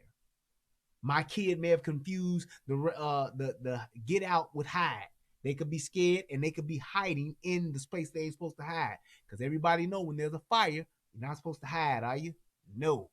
But could my kid be scared and panic and fuck up and go do that? Yes. Firemen are trained to look in hiding spaces, but I don't want to make it harder for them. I want to train my kid to make sure that they know where to go. If it's a fire, you yell, you scream, you make noise. If you can't get out, you keep making noise. That's what you teach your kid, and that's what you practice. Make sure that you practice. I'm going to tell you something. This is a fact. This is a fact. Listen to this very carefully. When you get scared, when you panic, you freeze up, deer in the headlights, shit hits the fan, whatever happens, when you get into fight or flight syndrome, the first thing that kicks in is going to be muscle memory. Once you have that initial shock, the next thing that's going to kick in is muscle memory. You hear that first bang, next thing that's going to happen is muscle memory. It's just like even growing up in the city in the Chi, I went from when I would hear gunshots as a kid, I would know to get down. When I hear gunshots now, I grab my gun. Bang! I'm like, oh shit, I pull my gun. I'm going outside. I'm looking to see what's happening. I'm sitting there and I hear pow, pow, pow, pow, pow. I'm like, shit, that sounds kind of close. I get my gun and I go out. That's just me. That's my muscle memory. Just being trained in law enforcement, you get trained like that. Muscle memory kicks in. Motherfucker can come and hit me upside the head. Once they do that initial shot, they catch me off guard, muscle memory gonna kick in. I'm trying to create distance instantly. So when your kid is scared or your kid is in jeopardy or something happens, you get in danger, muscle memory, a kid will click if they practice it. And what I mean by practice, not just saying, okay, where's the hiding space? Good job. Where's the get out spot? Good job. Where's the window you climb out of? Great. Once you've established that, you tell your kids, all right, I'm going to test y'all. One day this week, I'm going to wake y'all ass up. Know where to go. And I'm going to tell you to either get out or hide. I'm going to come wake you up while you sleep. And that's what you do. Set your alarm clock an hour early. Do it in the wee hours of the morning, 2 a.m., 4 a.m., 3 a.m. Do it when they gonna be definitely hard sleep and ain't gonna know what the fuck to do but what you teach them.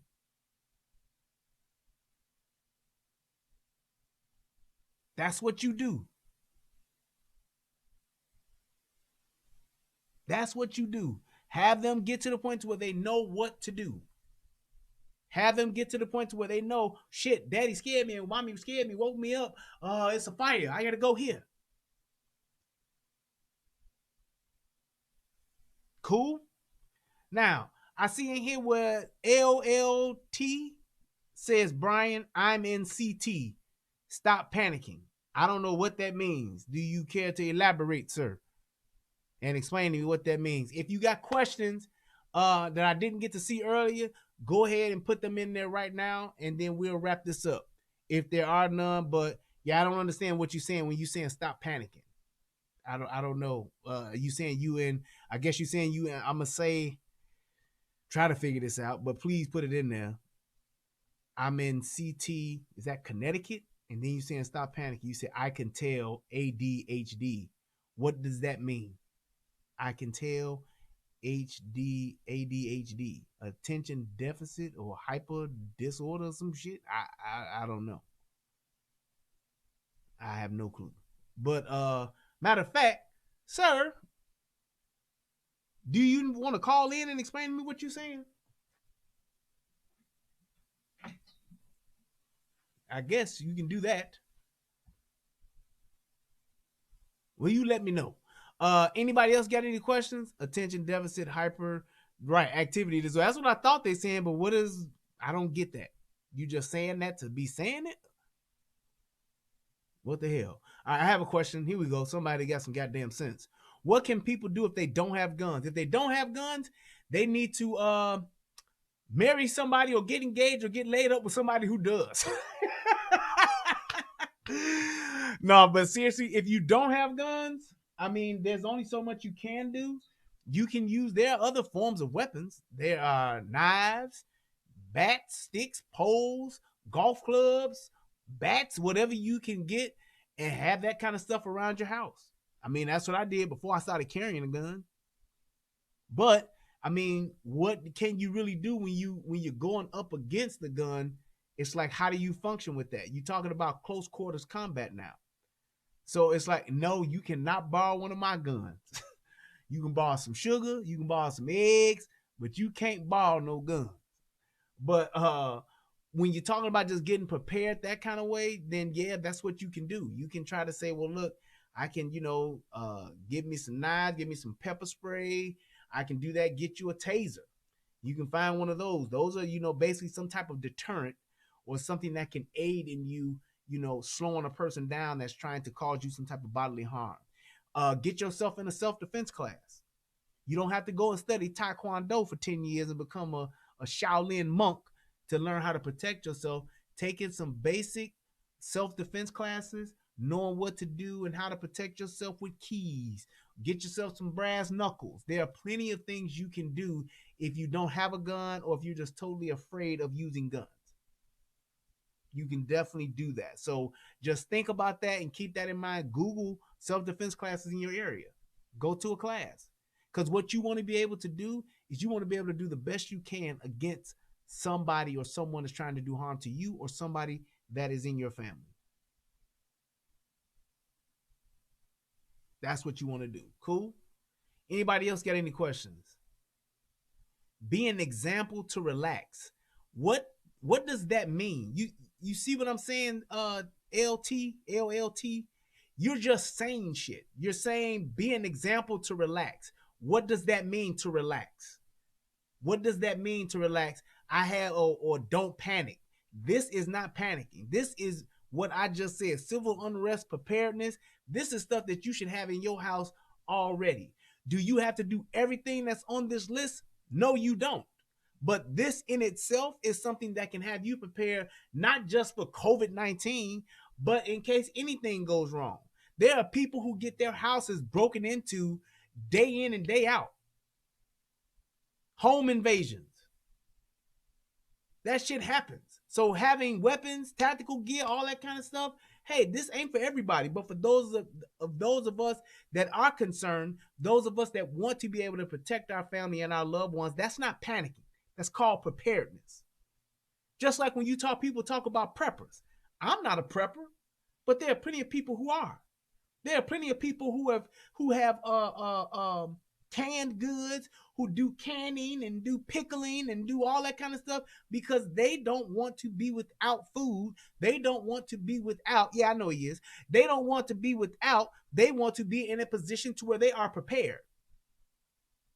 And I'm sorry, but I'm not dumb enough to think that LLT got my best interest at heart and I don't need to do nothing but sit at home and wait for Trump to tell me to go back to work.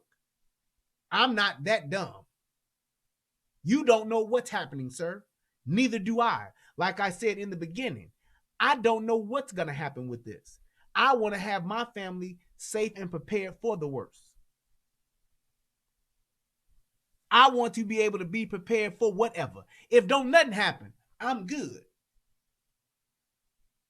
So that's not panicking. Panicking is me saying, hey, y'all, in the next 72 hours, everything gonna get turned off. Like the way Y2K was supposed to be, that's about to happen. That's panicking. So get your terminology straight. Great question. Awesome trolling. Who's next? Let's see. What does that say? Relationship rehab. Why do you think the response to the annual flu season isn't as drastic as the COVID-19 response has been? It kills 12 to 60,000 people each year. Great question, Truth Talker, teacher. My thing is this. The only reason why I think it's a little different is because they don't see the end of this. They just said today that they're talking about this possibly being a reoccurring thing. They're just mentioning that today. So it's saying like how we have flu season, how we had H1, like H1N1. For those of you who don't know, H1N1 was just a I got you, angry man, was just a bad version of the flu. It was a worse version of the flu. It was a amped up version of the flu. So when you're talking about the flu and you're talking about H1N1 or swine flu, it was a worse version and more people died from it. People die from the flu. People die from pneumonia. People die from that shit all every year. There are thousands of deaths. Like you said, 12 to 60,000 people die from the shit. The only reason why this is amped up now is because this is essentially, like they said, yes, I did get the Walkies pick, Bolo. Thank you, sir. What this essentially is, this is like a airborne version of pneumonia, which is why this is so, whoa, wait, what the fuck? So they understood that, yeah, it's understood that, yes, people gonna get sick, yeah, people gonna catch this shit, but because it's pneumonia, and pneumonia is like the end game to like the flu. So people usually get a cold, or they get bronchitis, or they get some type of infection, some uh, uh, nasal infection, a sinus infection. Then that develops into the flu, or it develops into pneumonia. Once you get pneumonia, bing, bing, bing, that's when the check engine light come on. People have walking pneumonia and then they die from the shit and didn't know they had it. Or people get pneumonia and they have it for so long because they didn't have this cold for 3 weeks and didn't go to the doctor. Then they go into the doctor. The doctor said, well, shit, you got pneumonia and your lungs are 2/3 full. 3/4 of your lungs got fluid on them. That's why you didn't feel good. That's why you wasn't getting better. So because of that, this is basically the end game, which is pneumonia. COVID-19 or coronavirus is an airborne version of pneumonia. So it's at the worst stage. So when you get corona or COVID-19, you're at the pneumonia stage. And it's attacking what pneumonia attacks, your lungs. Filling your lungs up. That's why your lungs, you can't catch breath and all of that stuff. You can't do that. You don't get air, you don't get wind. What that does, that affects your heart, that affects you being able to sleep, it affects your fatigue, your body hurts, all of those kind of things. And that's why people are dying from this, because they aren't able to recover from the effects of pneumonia, essentially. And they're saying this is a bad strand of pneumonia. So basically, what that is, it means I can breathe on you and you can catch pneumonia. That's not good at all. The people who are like getting over this, those people are on oxygen when they're going home. That's serious. I go, how many times have a motherfucker got the flu, went to the doctor, got a Z-Pack or some shit, or got some antibiotics, and then came home with an oxygen tank? That shit don't happen. So this is taking an effect on the body way worse than anything we've seen before. And then people don't realize this. Once you catch pneumonia, you are more susceptible and highly susceptible at risk at a higher rate to catch it again. So you now are prone to catching pneumonia. So that's why it's so serious. Because if you catch pneumonia at an old age, you usually don't make it. Which is why the elderly are at such high risk of pneumonia. I mean, of dying from this. They're at higher risk because of that. Don't mean that if they catch it, they gonna die, but they're at higher risk to die. So when you have people that are getting infected at this type of rate, because it's highly contagious, it's 3 times more contagious than the flu, and then it's pneumonia to top it off, that's bad. That's why it's a pandemic. That's why motherfuckers are in the house. Because you think about it like this. When you get pneumonia, what do you have to do? You have to get on some type of breathing apparatus. And then you got to take some antibiotics to hope that it gets better. But if I don't know that, and if I don't have enough ventilators, what happens if I can't breathe for myself no more? I go on a ventilator. We don't have 100 million. Let's say if a third of America, a third of the people in the United States got this. I don't know no place in America that has 100 million or 125 million. Well, about 105, 110, about 110 million ventilators. So if a third of our country got this, we're talking over 100 million people catching this. And if it gets to the worst case scenario, they would need ventilators. They would need ventilators. So now what do you do with that? How do you supply that? You can't. So that's why it's such a big deal. That's why they're telling people social distance, stay your ass in the house. Lorenzo says, hey, Brian, I have become paranoid. Every time when I see one with a surgical mask and getting too close to me, I have my hand on my 32. Goddamn. Davis gun. 32 Davis gun. Look, here's the thing. You don't need to be paranoid because paranoid is different. But you should definitely be concerned. I went to the liquor store Friday. Okay? I went to the liquor store Friday. I literally went into the liquor store. I didn't know what I was going to get. I went in. I grabbed my 2 bottles. I came to the register, and the dude tried to grab my bottles. I said, I said, just scan it, bro. He said, oh, yeah, I'm sorry. He knew what was up, but they both had on masks. And I was like, you ain't touching my bottles, bro. You don't have to. Get your scanner. Boop, boop. He was like, you want a bag? I said, no. I said, I'm good. And then I went and took my card. He had one of those things where you can tap the card. Thank God. I took my my debit card, tap, and then I took my pinky, boop, boop, boop, boop, boop, boop, boop, put in my code, and I walked out. You want a receipt? Nope, I don't want you to hand me shit. Not paranoid, I'm just concerned. I want to minimize contact. That's what I want to do. Not saying that I'm scared of everybody coming. I don't want nobody coming in me. I was in line at Walmart returning some shit. I stood on the social distancing squares. And the people that were standing behind me that weren't paying attention, I was like, hey, social distancing. Not being paranoid, I'm concerned.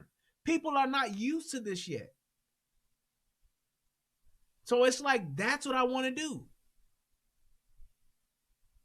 Now, people are talking about, hello, Brian, why is people saying this is not a virus? It's radiation from the 5G radiation poisoning your cells. I'm not a scientist, and I've heard this being mentioned a lot. And the thing about it is, I have not heard Dr. Fauci or the government saying that this shit ain't true. So I think it could be something to it, but I don't know. So I'm not one of those people that would just talk about some shit I have no knowledge about. But I have seen that there be plenty of people coming forth saying it's the radiation from the cell phone. I do know that this 5G shit, just like 4G, there's a certain level of radiation that is emitted for this shit to work.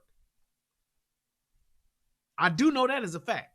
Now, I don't know what the ins and outs of 5G radiation is or how that is affecting us, but it could. Radiation is radiation. I don't give a fuck what nobody say. Radiation is radiation. Whether people say, oh, well, it's a good level, it's an unforeseen level. You don't, motherfucker, I get nervous when they motherfucking x-ray me for my teeth at the dentist. Motherfucker go beep. I be like, yeah, give me that lead apron. Let's get this shit over with, doc. I'm glad they only do it once a year. So I don't know as far as what they're saying, as far and yeah, I see you, Bolo. Bolo did a video about it today where they were talking about that shit. Go to his channel, Bolo TV. Go to his channel and watch that video. I was watching it before I started the live here when I was getting all this stuff together.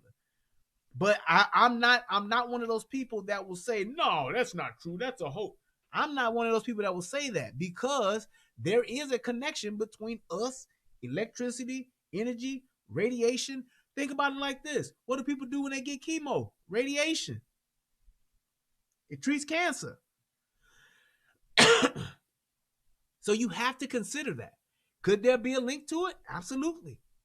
I don't know what it is, though. But there could absolutely be some type of link to it. There could be something that could make this shit or trigger this shit where people can have reaction. And let me say this, because people are because of our genetic makeup, it could only be a certain group of people that could have this problem.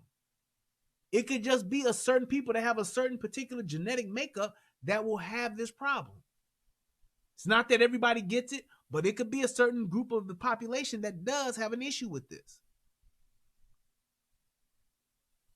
So I'm telling you, even with the microwave, you motherfuckers may not know this. Do you know you're not supposed to stand next to your microwave when your microwave is on? They tell you that you should be at least 50 feet away from your microwave. Do people realize that when they came out with Bluetooth earpieces, there were people that were getting cancer in the brain, and it was in the exact shape of the Bluetooth that they were wearing? So you can't tell me that this shit ain't got no motherfucking connection to it. There's something that could be connected to this. Check out that shit. Look up Bluetooth and think about that shit with Bluetooth. There were people who had the big, long, dumbass Bluetooth on or the little short ones. When Bluetooth first came out, there were people that were getting those. One of the reasons why they came out with Bluetooth is because people were getting tumors the size of their cell phones on the side that they kept their cell phone on. That's truth. That's a fact. That is a fact. People were getting, there was certain phones that would have so much radiation in them from the signal that people were developing brain tumors in the shape and size of their cell phone. And that's when people were saying, well, get a Bluetooth, it's less radiation. Nah, motherfucker, it's the same amount of radiation, just in a smaller concentration. So people were getting tumors and shit in their brains the size of their Bluetooth. Especially then they started telling people, well, don't wear your Bluetooth all day. Have your Bluetooth on, but don't wear it all day long. Don't wear it no more than 2 hours or some shit like that. But what about people that's their job? That's all they do. I wear my Bluetooth for a living. I got to keep it on. I'm taking calls all day and I'm driving. I'm walking around. I'm doing. All right, get that tumor that's about motherfucking 4 inches long and look like a motherfucking stem. So yes, that happens. That happens. So it's like there's so much shit out in the world that people have adverse reactions to. You really don't know. I don't be too quick to rule out anything. There is some shit that can be in something that can fuck you up. At one point, people thought lead paint was cool. At one point, people thought lead toys was okay. Motherfuckers over in China still making shit out of lead, sending it over here to motherfuckers who want it. Till we put the kibosh on it, little kids was getting these little lead toys and eating them and shit and realizing why little Johnny so dumb, why little Johnny can't think, why little Johnny talk so slow, why his speech for it's the lead. The little nigga been eating lead paint chips. At one time, people thought asbestos was cool. Next thing you know, what is methylthelioma? Whatever the fuck that shit is. Methylthelioma. Yeah, methylthelioma. Yeah, the shit that's in aerosol. What was that shit they used to put in the aerosol cans? The fluorines or fluorides or some shit like that. The carbon fluorides or some shit like that. All right, LLT. Now I've tried to tolerate you, but you're not gonna fuck up my program. I can tell you that right now. If you don't tell me what the fuck to do on my platform, on my show, if you don't like it, get the fuck out. Go click on somebody else. It's 114 people in here watching. We'll be fine at 113, sir. So don't tell me shit else. I don't like blocking people, but I will. But get the fuck out, because you don't know what the fuck you're talking about, and you ain't gonna call the fuck in. So get the fuck on, or I will get you on. All right? Thank you, Lil T. Motherfuckers ain't got shit else better to do but to go talk about what another nigga doing. God damn it, man. Yeah, I know he's a troll, but god damn. Who the fuck wants to troll a little old YouTuber like me? I don't get it. Motherfucking niggas, man. That's why I keep nigga dispatchment tools. Get your ass the fuck on. You can literally just close out. Let me X off this nigga. But he won't do that, will he? Nope. I'ma keep typing. Calm down, man. I'm from CT. Calm down, man. Man, you panicking, bro. Man, don't do that. I'm just saying. Respect, man. But you don't even know me, nigga. Fuck you talking about? Move the fuck on. Go get your own life. Why you ride mine? Jesus Christ. Low life troll. That's what LLT stand for. Shit.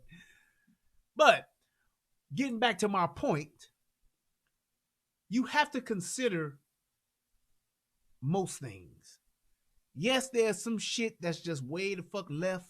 There's some shit that you just don't make sense. If there is some truth to it, if there is some logic to it, consider it. Just like with this.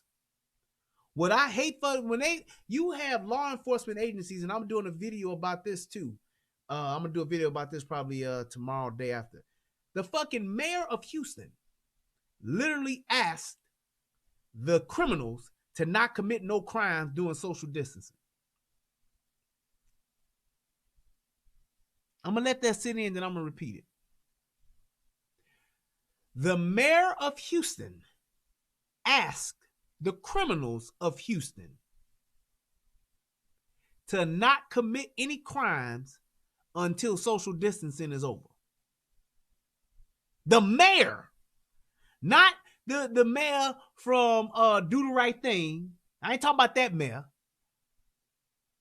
I'm talking about the mayor of Houston asked criminals to not commit any crimes until COVID-19 is over and people can go back to the regular way of life.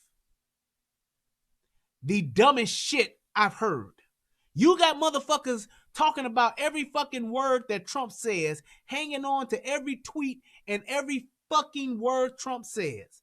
You got the fucking mayor of Houston saying, don't commit any crimes. Please, y'all. Until this is over, just stay home and don't commit no crimes. Once this is over, then you can get back to doing what you're doing, and we'll get back to doing what we're doing. That's what this motherfucker said. And my thing was this. Is everybody entitled to be a dumbass at some point? Yep. Could you motherfuckers in Houston have voted in a dumbass? Yeah, that's good. But imagine the thought that this dude is proposing, which that means he don't give a shit about people's safety. If I got to go on national TV and ask the people in my city, to the bad guys, to not commit crimes and expect them to obey, I'm going to expect criminals, people who break the law, to listen and obey to my word and my plea of not committing any crime. What loose niggas do you know that don't commit crimes when you ask them to? You tell me, I'll wait. I'll wait for that. I've never heard of a loose nigga saying, oh, no, I ain't going to go out and do nothing today, man. You know, the mayor got on TV and said for us to chill, so I'm going to do that. He calls a ceasefire, so I'm going to do that. Insane. That's what motherfuckers is at, to where you begging the criminals to stop committing crimes because you don't want people to be out here in these streets. That's asinine. But that's what motherfuckers do who live in the lap of luxury and have the comforts of security, have the comforts of a gated community, have the comforts of law enforcement around them and a security detail 24/7. I'm so far removed from the everyday life threatening people that are out here in my city and my constituents that I can just ask the criminals to not commit crimes. And they'll listen.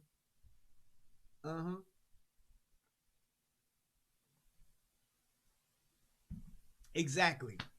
Like in Die Hard 3. It's fucking Christmas out here. Where are all the cops? They're gone. Dallas police officers said they're not responding to motherfucking thefts no more.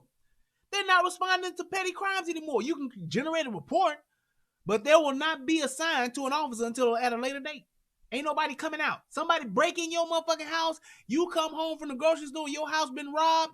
You can call 911 and Dallas PD is going to tell you we can file a report online, over the phone. We'll take your shit down. You said what? They took what? Okay, we'll get this to an officer as soon as we can. And that's it. That's it. That's your ass. Well, what do they stole all my shit? My TV gone, my VCR gone, my computer gone. Okay, I have that in the report, ma'am.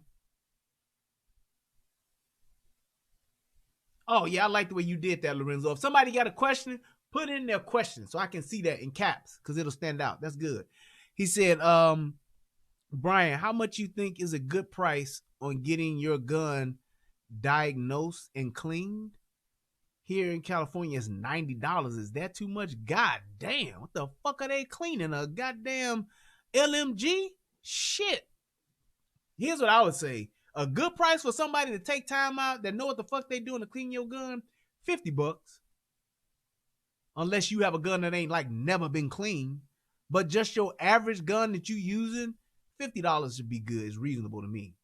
$90 or $100, that's a bit much. That's a bit much.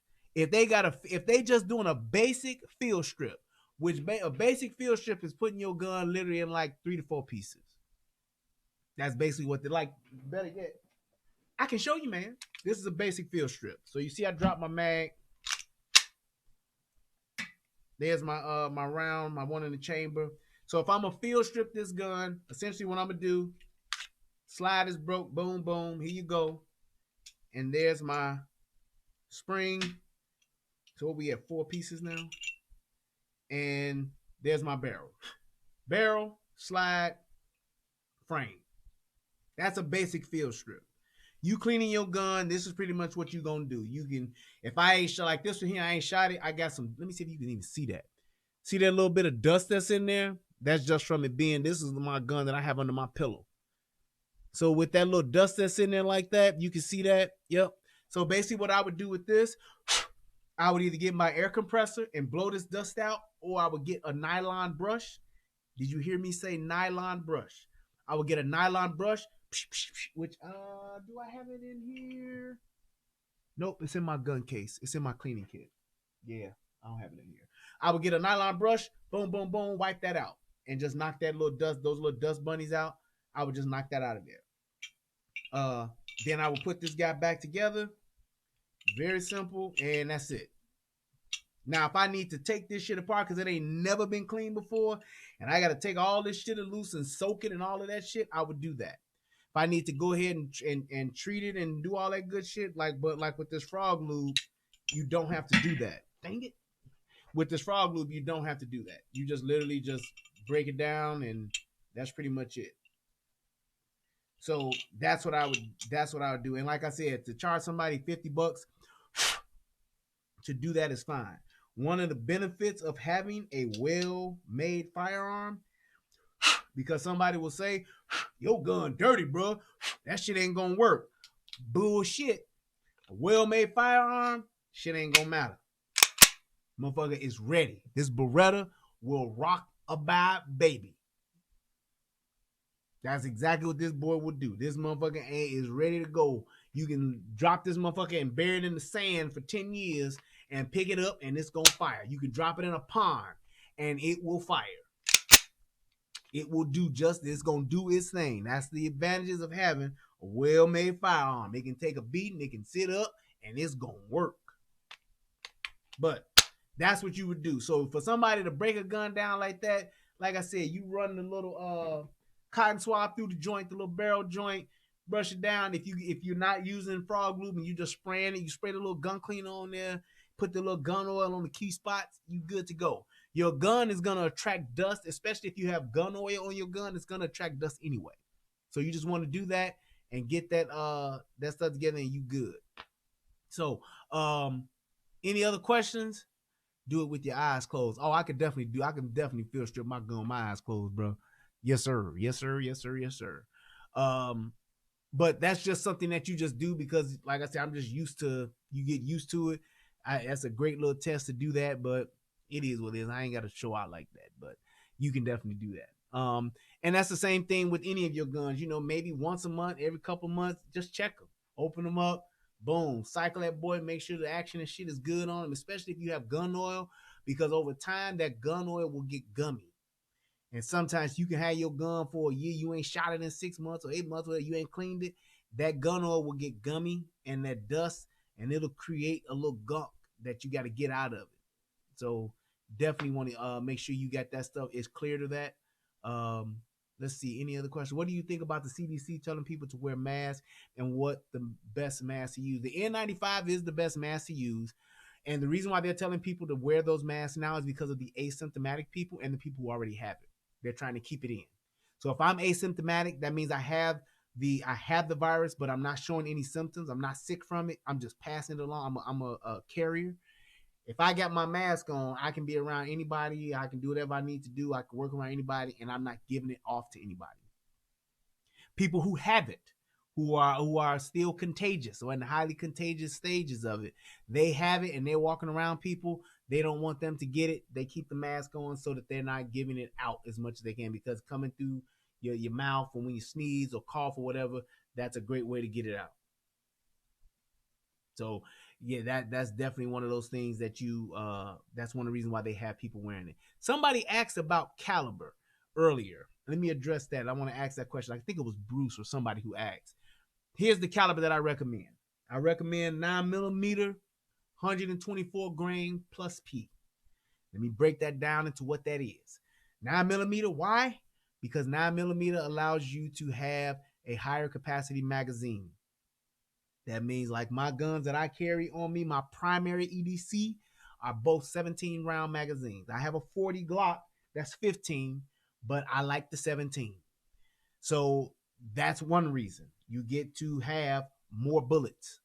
Part two is 124 grain. It's a heavier bullet, which means there's more bullet to it. There's more to expand. There's more to cause wound cavity damage.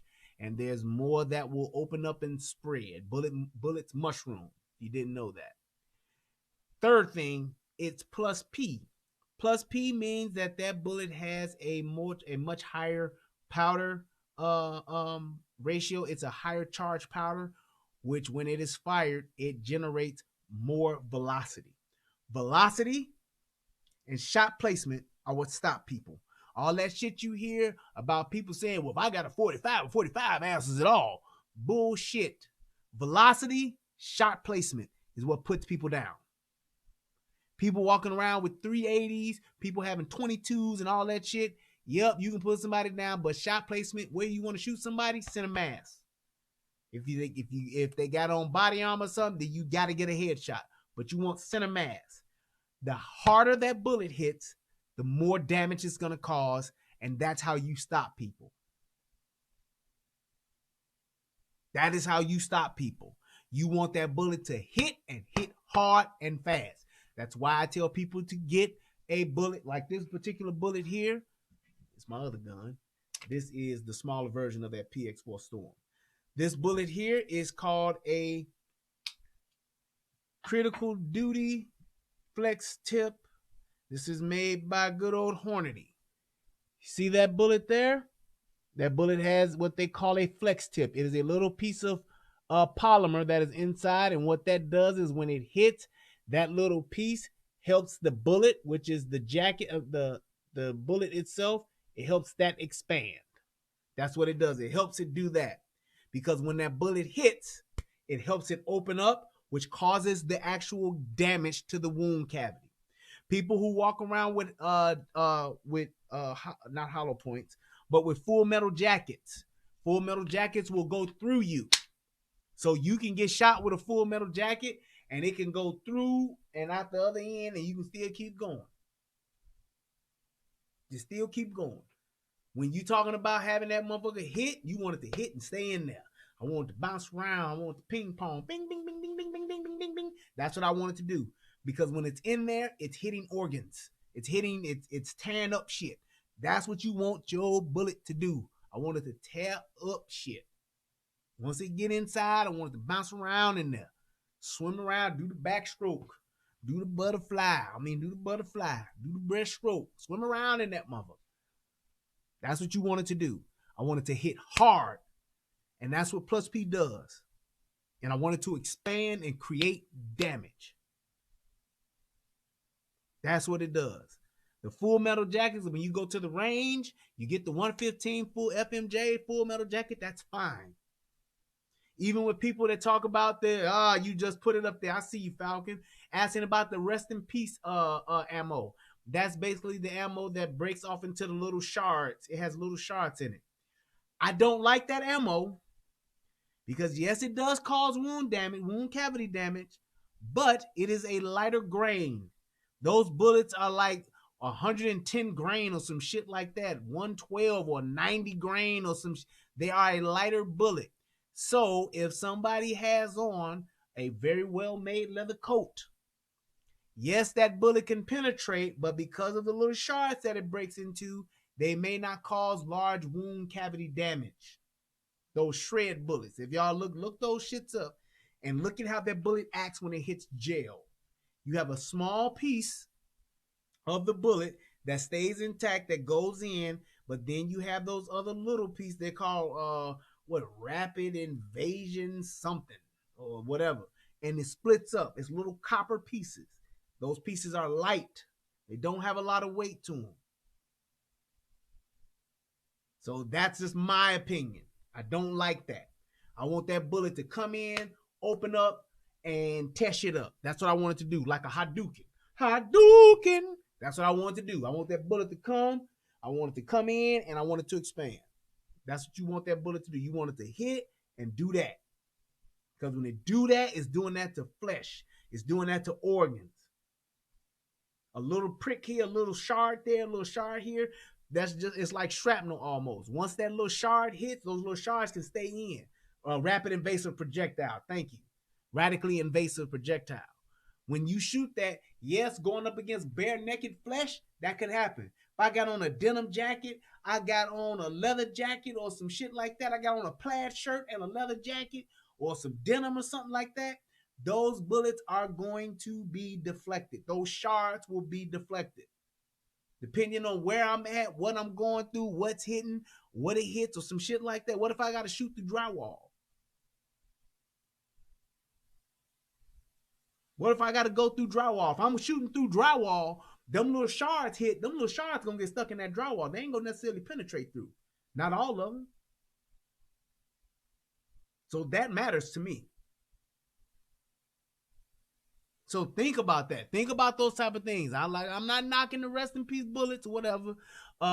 When it comes to rifle, I say 223, 556, or 300 blackout, like Angry Man said. I actually just bought these. Let me open these jokers up. These are the Hornady Critical Defense 223 rounds. Same type of technology. It's just in a 223 round. Look at how beautiful that is. That is fucking beautiful. But it has the same type of technology. Back up off it a little bit. Same type of technology. Got that flex tip in there. When that hits, boom, it's going to expand a little bit. This here, high velocity. This is my self-defense. They call it critical defense rifle cartridge. This is 20 rounds. I got about 6 of these. But or 4 of these. But that's what I would put in there. So in my immediate loadout on my rifle, this is what's coming at you first. This is what's coming out first. So think about that. When you have those, when you want some rifle rounds, if I'm shooting people, this is what I want to shoot them with. These guys right here. Now, when I go to the range to practice, I'm using these guys. This is a full metal jacket. Boom. It's so shiny and beautiful. But you see how that guy has a closed tip? It's a full metal jacket joint. So that's not expanding. That's just going straight through. That just goes straight through. So this is what I do. This is 223. 223 and 556 are pretty much the same thing. Oh, actually, this is a beautiful picture. So look on the bottom. Look at the bottom, the back of this box. Let me cover this so it won't reflect as much. Yeah, so look at that. That's just showing you the actual bullet. That's the bullet part right there. And that's the powder and all that shit that's in it. That creates the velocity. So it's just showing you pretty much what that bullet does. This right here is actually showing you the way that that bullet is made and what it does. So yes, this is what I would say for that. 223, 556, pretty much the same caliber. It's the same round essentially. 223 is just a little bit more mass made and it's cheaper. 300 blackout. 300 blackout is a good round, but it is not as popular as the 223 and 556. It's quieter. You can get it in subsonic. the 300 blackout, but like I said, it's just not as widely used. So if I have a gun that is chambered in 300 blackout, I cannot shoot 223 or 5.56 out of it. Like my rifle here, my rifle is chambered in 5.56, 223.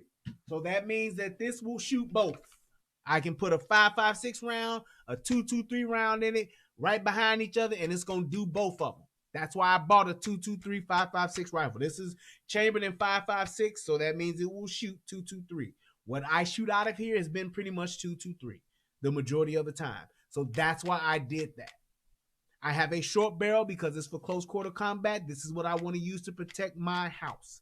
This is what I want to use to protect my family. Something goes bump in the night, I want to grab my rifle. My rifle has a light on it, and I can flash it, hit different lights. I can see what's going on in different rooms real quick. I don't have to have this like I'm a security guard saying, who in there? Who over there? I can just boom, hit that light, turn it right back off, and see what's in there. This is for close quarters combat.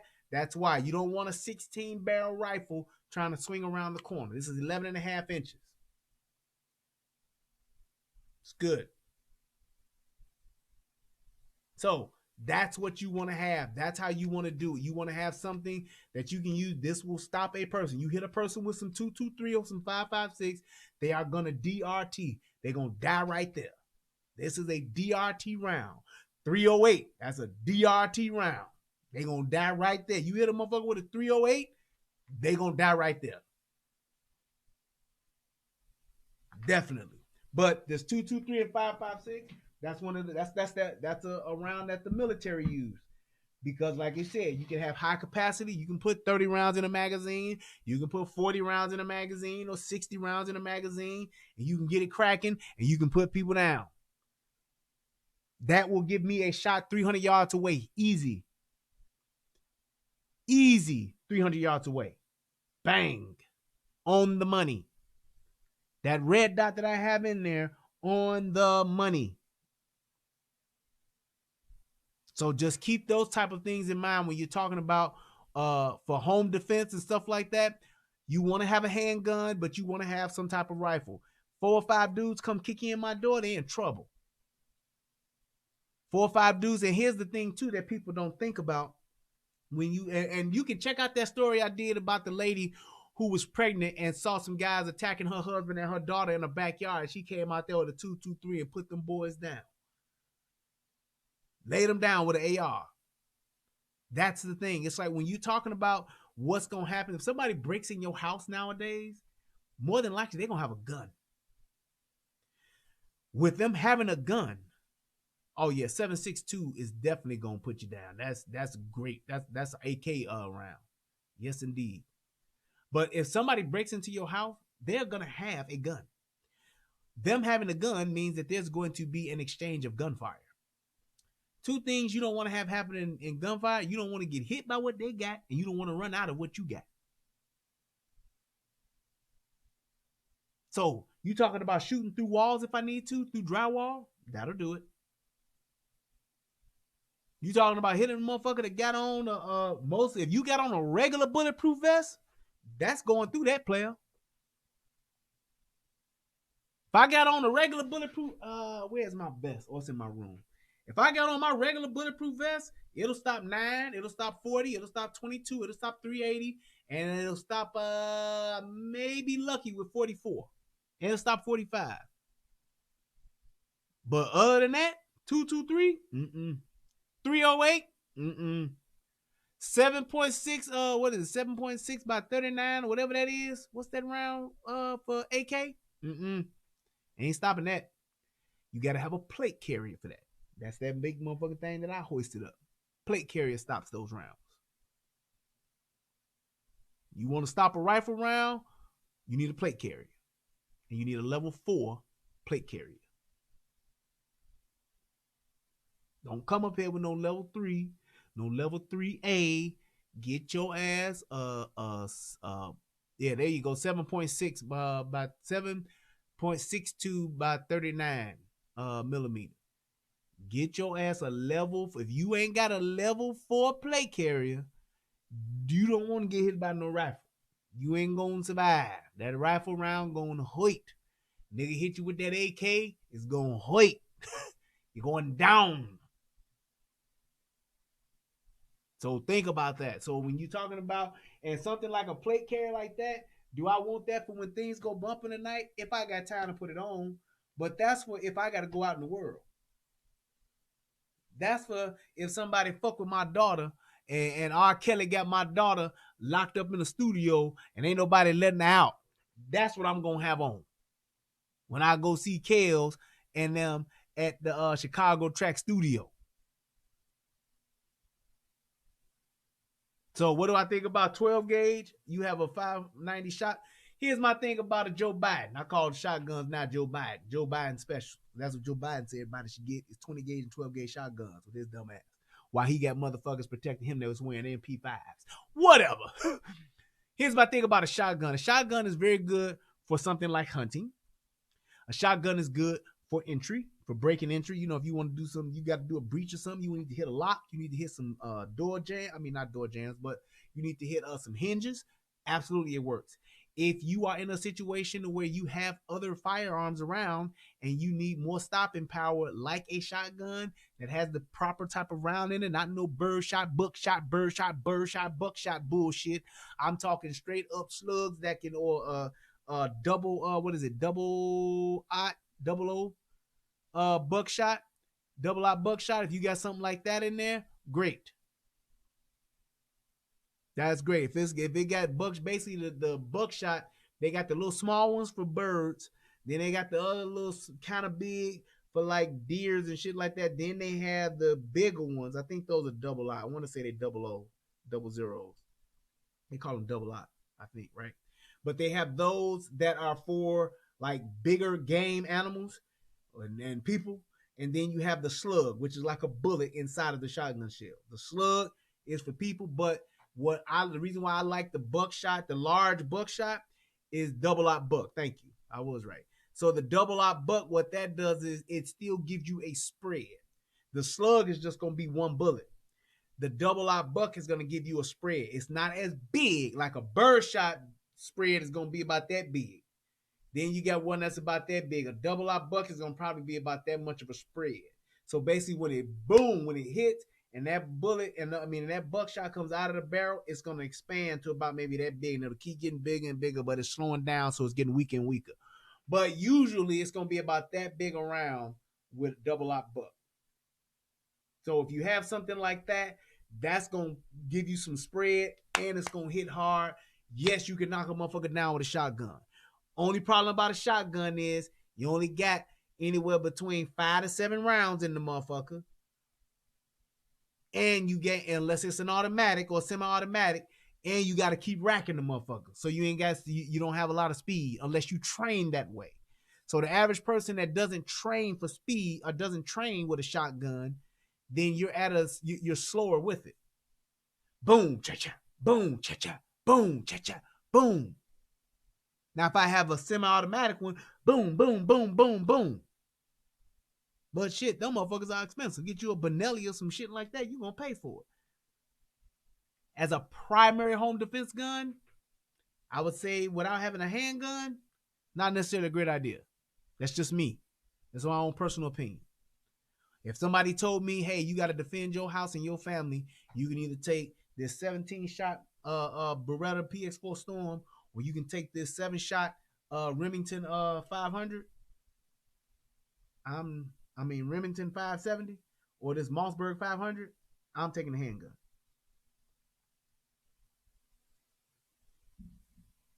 That's all I'm saying. Right. Yeah, that's right. If you hold the shotgun trigger on the pump, you can keep doing, okay, there you go. Either way, I don't want to do that. I don't want to do that because it's like this. A lot of times most people, when you're talking about just people that go to the gun range, you're stall shooters. What I mean by that, you shoot in a stall. You're shooting at a piece of paper in a stall. Very few people get the opportunity, like myself, to actually train outdoors in a range where you're actually doing different types of drills, where you get to walk and shoot, where you get to shoot from the prone, where you get to shoot from your knee, where you got a moving target that's moving from side to side, and you got to keep hitting it. Where you got to run in place for a minute, for 30 seconds, then do 10 push-ups, then run 10 yards, pull your firearm, and place your shot on 2 targets. Send a mass. A lot of people don't get to do those type of things, so you're not prepared for. All you prepared for is standing there in the stall with your earmuffs on, shooting. Pow, pow, pow. Which is okay if that's all you can do. But if you don't have the ability to go do different things with a shotgun, what do you do if 3 niggas come in your house? You got 3 loose niggas kick in your door, not when you're expecting it, at 2 in the morning. They're going to do a smash and grab in your house. Do you really want to get your shotgun, shoulder it, or let's say you got a fancy one, you got a hand pump on, you got a pistol grip on it, and you going to cack, that's what you're going to do? Okay, once you get them 3 to 5 shots off, it's still 1 or 2 loose niggas still on their feet. What do you do then? Reload? Really? You gonna really reload? That's what you want to do? Okay. Now it's different if I got a Fostech Origin 12. Now that's different. I got an Origin 12. Look up an Origin 12. If I got a Fostech Origin 12, oh yeah, I can do a little something. But how many people have Fostech Origin 12s? You see what I'm saying? So it's like when you're talking about that, and I'm talking about having 17 rounds, I'm good. If I got a motherfucking shotgun and I got a long ass motherfucking shotgun, I got a 20 gauge, I'm trying to swing that motherfucker around to get at some loose niggas, 3 loose niggas that break in my house, or I catch climbing through my window, no way. I'm at a disadvantage. So fuck Joe Biden and the Joe Biden special. Because Joe Biden got motherfuckers with MP5s protecting him. It's just me by myself with a shotgun, 7 shots, and that's it. Think about it like this. How many, and this is why I tell people about their everyday carries being a full-size firearm. Most full-size firearms can handle plus P rounds, because that's something too. You got to make sure that your gun can handle plus P cartridges, plus P bullets, which is what most high-quality firearms can. Your Glocks, your Berettas, your Sig Sauers, your Smith & Wessons, they can handle them. Now, when you go get them fucking high points and them other shits like that, I don't know. That's on you. I would definitely check it out first. But these guns can handle that. So when you're talking about having something like this, I got 17 rounds. And if I got a fucking reload, it's as simple as dropping a mag, popping a mag. I can drop and pop real quick. As opposed to taking a shotgun, turning it upside down, slack up, slack up, slack up, slack up, slack up, slack up, slack up, track, then flip it back around, then rack it. Now I'm back in action. Right. Fuck you, Joe Biden. No way. No fucking way. So think about those type of things. And it's not a thing of you just facing one person. It's about you facing multiple threats. Just like, and that's why I tell people about carrying 45. You got a 45 as your everyday carry. You walking around with 7 shots when you're beautiful 19, 11 and all that good shit. You better be a great shot. You better be a great shot. That's all I can say. Yeah, it looks pretty. Yeah, it's a great gun. It shoots so sweet. It's so balanced because it has a metal slide. And all. Yep, you better be a great shot.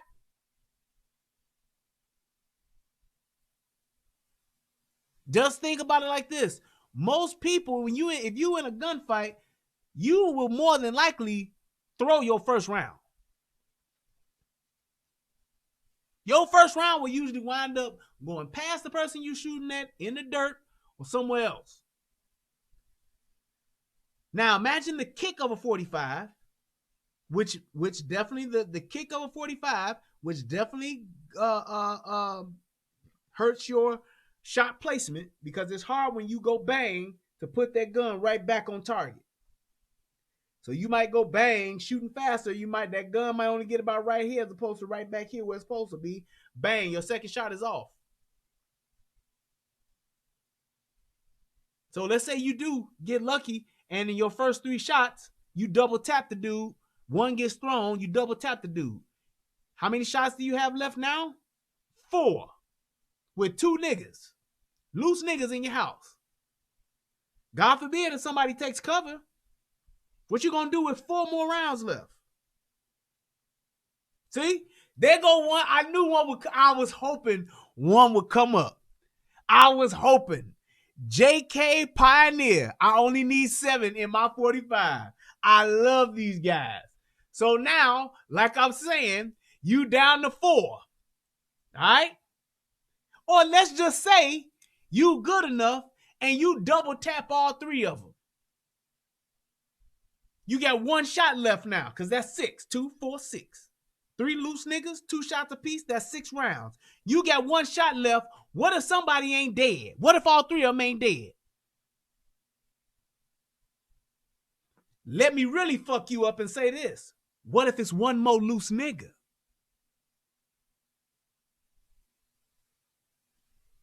What do you do with 1 round left and 3 people down that may not be dead? I see you, Bolo. Bolo said my 45 got 13 shots. There you go. I always recommend, if your gun can't hold more than 10 rounds, that does not need to be your primary carry. Does not. Your EDC should not be anything less than 10 rounds. 10 rounds is the bare minimum. Me personally, I like 13 and up. I ain't carrying shit that ain't got at least 13 in it.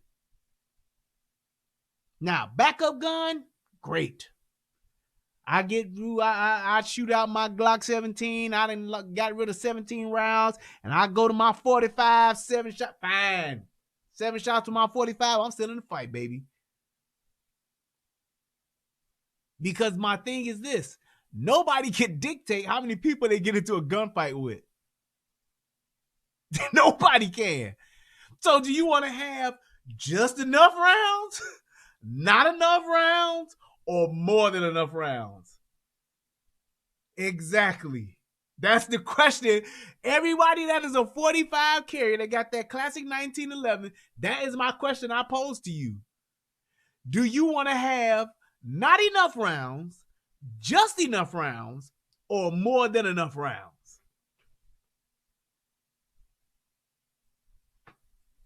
I don't give a damn how great of a shot you are. Do you want to be in a situation where you have to do that? How many people carry around an extra mag? How many people will have time in a gunfight to reload? One of the things my brother used to always say, motherfucker, if you in a gunfight and you got to reload, you in trouble. And that's true as shit. I forgot who said it, but a wise gunfighter said, your handgun is nothing more than a tool you use to get to your rifle.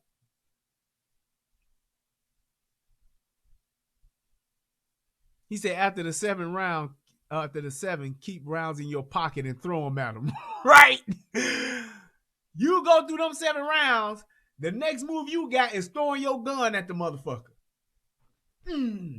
Nickel. So think about those things. Those are things that we all got to think about. What position are you going to be in, or what position do you want to be in, or what position do you want to be prepared for? Nobody knows how many people they're going to get into a gunfight with. Nobody knows what kind of gun that person may have. What if you got to give cover to somebody? You and your boy, y'all get into a gunfight with some other loose niggas. What if somebody got to give cover to somebody? I can't provide cover with 7 fucking rounds. Nigga, I need my round. I'm be sitting back like this. He like, cover me, man. Cover me. I'm a sitting duck. I need these rounds. We got 7. Oh, shit. Pow. I only got 6. Do you want to be in that situation where you're counting rounds? You don't want to be in that situation. So it's always better to have more than enough. I want to be able to drop 4, 5 niggas and still be scanning. Boom, boom, boom, boom, boom, boom, boom, boom, boom, boom. Anybody else? Anybody else?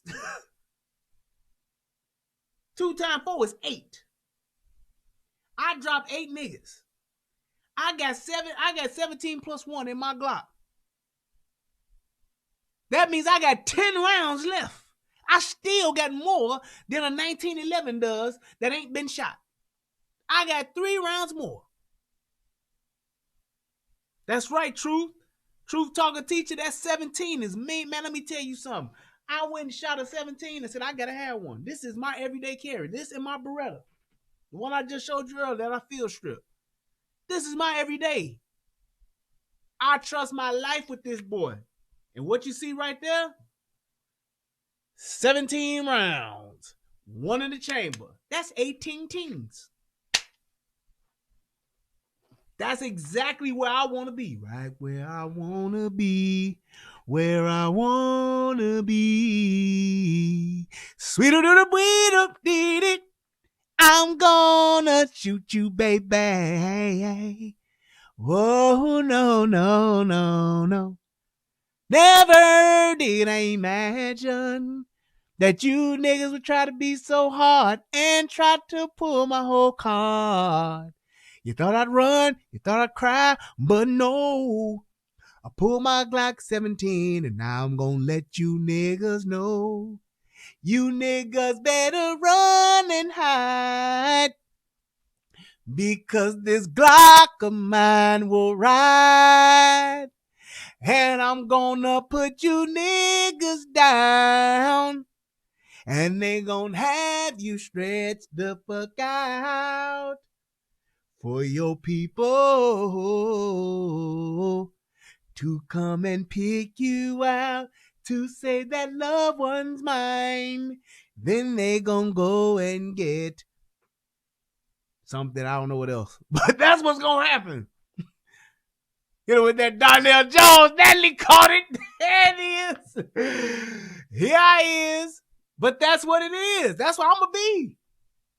That's right where I want to be. 18 shots. I don't give a fuck if it's 2 niggas or if it's 12. I am a formidable adversary. And don't let me get to my rifle. That's it. So, any other questions that I may have missed? If not, I'm going to wrap this up. Be right at 2:30. I'm going to try to end this. If y'all got any other questions? I was trying to find a question that somebody had emailed me a while. Oh, wait, I could probably look right here. A while ago. And I was going to do a video about it. And I just didn't get around to doing it. Charged it to my head and not my heart. But they sent me this and it was very pertinent to what I have right here.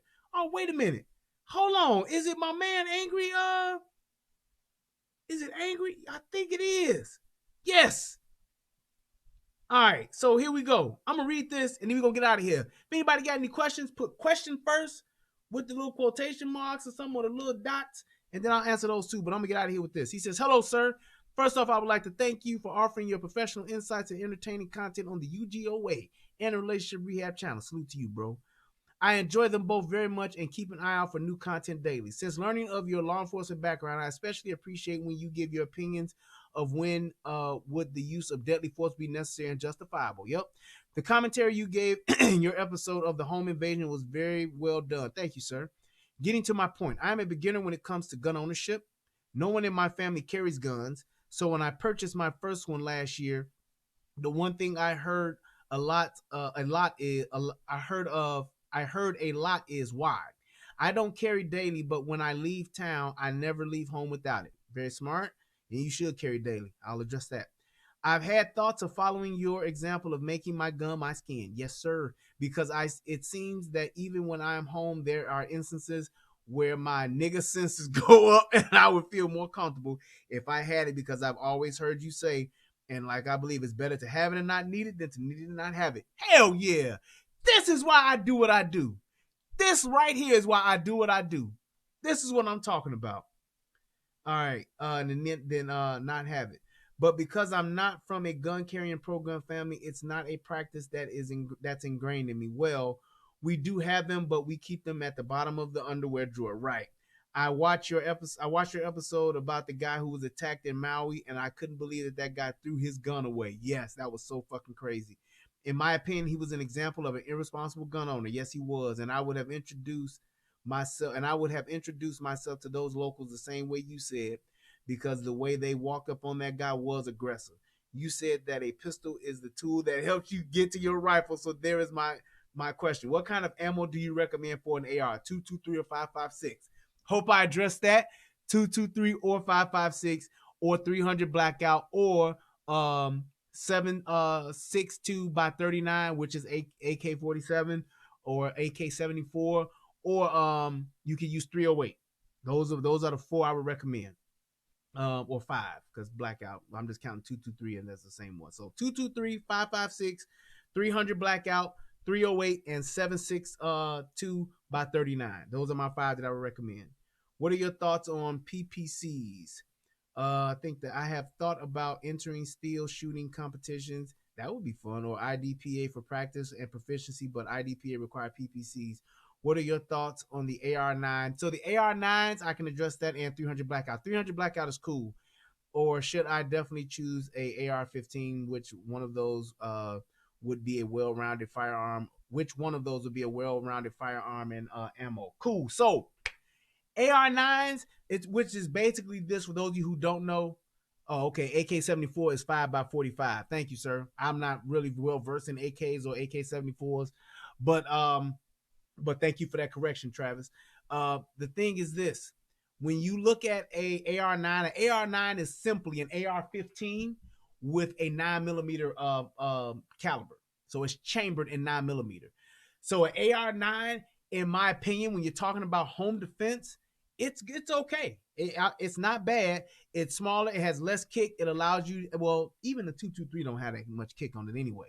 But it's a smaller round, but it still has human stopping power. So I wouldn't be opposed to anybody getting an AR9 if that's what you want. I would say this: shoot both and then figure out what you like. That's what I would recommend. Shoot both. Go to a gun range and rent both guns. Any gun you buy, if you don't have firsthand knowledge of it, rent it and shoot it. Rent it and shoot it. That is the best way. People always try to tell people what to get, and I don't do that. I recommend guns, but I always tell people to shoot it and shoot one. Shoot the top 3 guns that are like the gun you looking at and see which one you like best. Everybody hands are different. Everybody feel is different, and people react to certain things differently.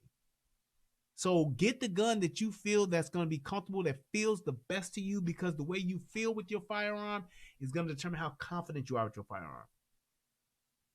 So that's very, very important. So I would say to try them both. Like I said, I like my 223 because it don't have no kick. It has very high velocity. That is the trade-off that you have with a 9mm. An AR9 is that the velocity is not the same as a 223. You're trading in velocity. And that can be a bad thing in certain instances when we're talking about distance and things like that. If I'm living out on a farm, I want 223. I'm not going to go with that AR9 because I need distance. Whether I'm shooting at coyotes or whether I'm shooting at loose niggas, I want to be able to tag at distance. Yes, a 9mm will have some distance, but not like an AR-15, not like a 223 or 556 or 308. So that's what I would say as far as that is concerned. What else did you ask? PCC. What is a PCC? I don't know what that is. Refresh, please educate me on that. I don't know what a PPC is. I'm sure somebody in the chat does, but tell me what that means. I may know what it is, but just don't know what the acronym is. Let's see. Which one of these would be well-rounded firearm and ammo combination for close quarters combat? Right. So with either one of those, close quarter combat is going to be basically the length of your barrel. So if you get a short barrel, getting a short barrel AR9 or getting a short barrel AR-15, either one of those would work. Either one of those will work. So I would say to consider that and just say, because what the shorter barrel does, it allows you to clear and turn corners better. Pistol caliber carbine. Thank you, Angry Man. Okay, gotcha. So yeah, so that's like a 9mm. They have some that are in 45s. What is that one called? Oh, it's the one that everybody like tried to get real early. It's the one that's chambered in 45. It got a weird ass name to it. Somebody tell me what that is. It's like it's almost like a Glock that's inside of the gun, but it shoots. It takes a Glock mag. I can't think of the name of that goddamn gun. It's weird as shit too, because all of the whatchamacallit and stuff is all in the handle. It's all in the back part of it. Yes, the Chris. Yes, the what is it? It's something else. It's a Chris something. Vector. Chris Vector. That's what it is. Thank you, sir. Yeah. Chris Vector. It's basically a 45, but it's in a carbine style gun. So a lot of people went crazy over those when those first came out. They wanted that Vector. But like I said, that's to me, if I'm gonna get a rifle, I'm gonna get a rifle. And I want that rifle for velocity. I want that this AR-15, you can mod it to do whatever, and you can mod a Vector too to do whatever you want it to do for the most part, but you do trade in velocity. And I'm not a fan of that when it comes to a rifle. I'm just not a fan of it. So if you want to have it in addition to, yeah, somebody who's starting out, I would say get you a handgun, get you a Glock 17 or M&P Shield or a Springfield. Get you one of them bad boys, tried and true, trusted, well-made firearm, and then I would get yourself a rifle. You want to talk about a rifle? I heard you mention the AR-15, AR-15 brands. Get yourself a Daniel Defense, excellent AR-15 brand, excellent. If you can't afford a Daniel Defense, that Springfield Saint is very good. The what's the one that everybody's crazy about that's cheap as shit? It's like $500. The Smith & Wesson AR-15. That's pretty good. It's basic as hell, which is why it's $500 or $600. It's a basic AR-15. It ain't got no fancy nothing, no barrel, no fancy barrel, no fancy trigger, none of that. But it's still a good one. It's still a good one. Then if you move up, yeah, the M&P AR-15. Then when you want to move up, you talking your Daniel Defenses, you talking your Spikes Tacticals, you talking the high end, you talking your LaRue Tacticals, and then also the Ruger AR-15 is good as well. Yes, it is. The Ruger AR-15, you're talking about a low end. I'm not doing shit else to it. I just want an AR for AR's sake.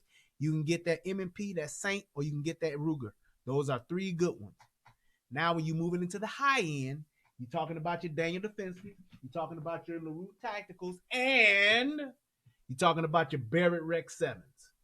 This is a very high quality, just you talking about beautiful, well-made, spare no expense, Geisley trigger, Magpul stock, Magpul hand grip, all that good shit. You talking about it, it got it. Fuck with me, you know it got it. The barrel on this bad boy is beautiful. Cold, hammer forged, nickel, whatever, all that good shit, it got it. But you're going to pay for it. You're definitely going to pay for it. The price tag on this bad boy is steep, but this will be a rifle that I will pass down to my children. And I don't have to throw a bunch of different mods in it. What people make the mistake in doing is buying a cheap rifle and putting $1,500 worth of mods on it. Why do that? Another thing too, if you're not a gunsmith and you don't fix guns for a living and you don't work on guns, then buying something that is well made, you ain't got to worry about shit failing on you. You ain't got to worry about getting a new barrel after the first 10,000 rounds that went through. You got to get a new barrel. You ain't got to do that with this boy here. This bad boy here is going to be good to go no matter what. So that's what you think. So that's what you want to think about. Make sure that if you're going to buy and you're going to spend money, you're going to do all these upgrades. You're going to upgrade the trigger. You're going to upgrade the charging handle. You're going to upgrade the barrel. You're going to do all those upgrades. It's going to equal the same amount as a $1,200 or $1,500 AR-15. So you might as well bite the bullet and buy you a Daniel Defense and have everything in it, than to go and piece together and piecemeal one and do all those upgrades and be at the same one with a no name brand and a bunch of different parts from all these different manufacturers that give the shit to the name brand people anyway. You ain't saving no money. It's the same thing. If I buy a $500 AR-15, or the Sig Sauer Tread is good too. Great AR-15. I go and buy a $500 or $600 AR-15, and I put $1,500 worth of upgrades in it. You talking about a $2,000 rifle? When I could have probably bought that same one for $1,800. You upgrade the trigger, you upgrade the sights, you add the sights, you buy a red dot, you upgrade the barrel, you upgrade the charger handle, you put a Geyser trigger on it, you change out the mag pull stock, you put on a mag pull pistol grip on it, you do all of these changes and modifications to it. You're right at the same cost anyway. You change the barrel, the handguard. You do all of that stuff to it. You go with from the standard plastic one. You go and get you a real one that got the key mod on it. You spent that money anyway. Palmetto States make good AR-15s too. Absolutely. Yep. So that's what I would say. Let's finish up with this, and then we should be good to get out of here. Which one of these would be a well-rounded firearm and auto ammo combination for close quarter combat? So 223, I would say 9mm plus P. If you want to go with the 40 cal, you can do that as well. Close quarter combat, such as home defense. Yep. Make sure that your ammo is hollow point, jacketed hollow point, or flex tip. Make sure that bullet spreads. You don't want full metal jackets for home defense or for personal defense. Yeah. Also, do you recommend in the waistband or outside the waistband carry? Very good question. By the way, I'm 41-year-old man, no criminal background, license to carry. Thanks for the advice. Cool. Do I recommend inside or outside? I recommend both. Here's why. Inside the waistband is what I carry as my primary everyday carry. The combination of that inside the waistband carry, I recommend leather and Kydex. Shit, I got mine on, and I don't have my other one in here, do I? No, I don't. Leather and Kydex. Oh, I did a holster video. Go to UGOA and look at my holsters video. But it's leather and Kydex. It's leather to go up against your body, which makes it comfortable. And Kydex, the combination of the two, allows for a good speed draw and good retention. Now, for outside the waistband carry, I recommend a good outside the waistband holster, like a Black Hawk. Like this is my thigh holster. This has my 40 in it. You see the style of retention that I have here? This is all Kydex, but see how like retention is great. You can shake this all you want. Ain't going nowhere. You hit that little lever like you naturally would pull the gun, comes right out beautifully. Outside the waistband, there's a Black Hawk holster that's called the Serpa. I have those for both. I have inside and outside the waistband holsters for both. That outside the waistband Serpa holster is your best holster that you can have as far as when you're talking about, yes, they are crossbreed super tucks as well. But crossbreed make good ones. It's a few of them that make quality ones, but I like crossbreed myself. But that Serpa outside the waistband, all Kydex holster. I got one that's the carbon fiber joint or whatever. That holster is so fast and smooth that gun don't go nowhere and it's sitting on my hip. I use that when I am outside cutting my grass. If I go out on a camping trip or something, if I go to the gun range, I got my outside the waistband holster. The only thing that an outside the waistband holster, the only con to it or the drawback to it is concealability. It's not as concealable. It's going to stick out. If you like me, you got some weight on you, you're a little fat, you don't want to have that because it's going to show. It's going to be bulky. Inside the waistband, you can conceal that. The motherfucker don't even know you got it on. You wear a shirt that's over, you're good to go. If you're gonna if you're gonna have the outside the waistband holster on, it's gonna show. It's gonna show. Yeah, that Black Hawk Serpa holster is amazing. I love it. I swear by it. It's fast. It don't move. The other big thing about a holster, and please go watch that my holster video. The other big thing about that holster is having a great, not a decent, not a so-so, not an a great belt. Have a great, well-made everyday carry belt. Crossbreed makes great belts. You can get 511, they make great belts. Blue Alpha, that's the belt I just bought that I'm waiting on them to give me now. But make sure that you have it. Does your outside the waistband host Serpa have a belt clip, or does it does both? It has the paddle thing on it where you can thread that belt through it, or you can hook it on there. It does both. That's why I like them. Those holsters are great, but you got to have a strong belt for it to work. People make the huge mistake of buying expensive guns, cheap holsters, and shitty belts. You buy a $1,400 gun, a $700 gun, a $600 gun, buy yourself a $100 belt. It matters. When you got your rig on, when you got your setup on, the way that gun will stay put, the way it sits on your body, the way it don't flop around and all that bullshit, it's because of the belt. The belt and the holster. You get your, don't buy no expensive ass belt and buy a $20 holster that you saw on sale on jet.com or some shit. Don't buy one of them bullshit nylon holsters. Nylon holsters are for your ankle, for a drop holster, or for something you got on the inside for concealment or something like that. That's it. That is not for your hip to have no bullshit ass nylon holster on there because they are flimsy. They do not have good retention. You don't want to have to hit some Velcro to get your goddamn gun out for your everyday primary carry. Now, if you got a backup like my thigh holster, that is a Velcro joint and it is nylon because I want it to be comfortable and soft. But my hip, I always keep that boy ready to go. And that motherfucker is sitting on a good belt and it is sitting in a good holster. Spend that extra money. It's the cost of doing business when you're talking about everyday carry. Yeah, and you can even get good belts for like, yep, you're right, Angry Man, for $60. Yeah, $70, $80. Go to Crossbreed, go to what's the other one? Safari, they make good ones. Go to 511, go to Blue Alpha. They make really good belts. Like I said, I just bought one. When I didn't get here, I got my battle belt and my main belt that I got from them. But I got a dress up belt, like when I wear my suit. I got a dress belt that's thin, but it's thick. So it can hold my holster just fine. Got that from Crossbreed. Make sure you measure yourself up right and you got your size right and get that belt. Spend that money and get yourself a good belt. All right. Thanks for the advice. And in the words of Dr. Fraser Crane, I'm listening. That's what's up. Hey, man, I'm so glad that I thought to look in my email a different way so that I can find your email and respond to it.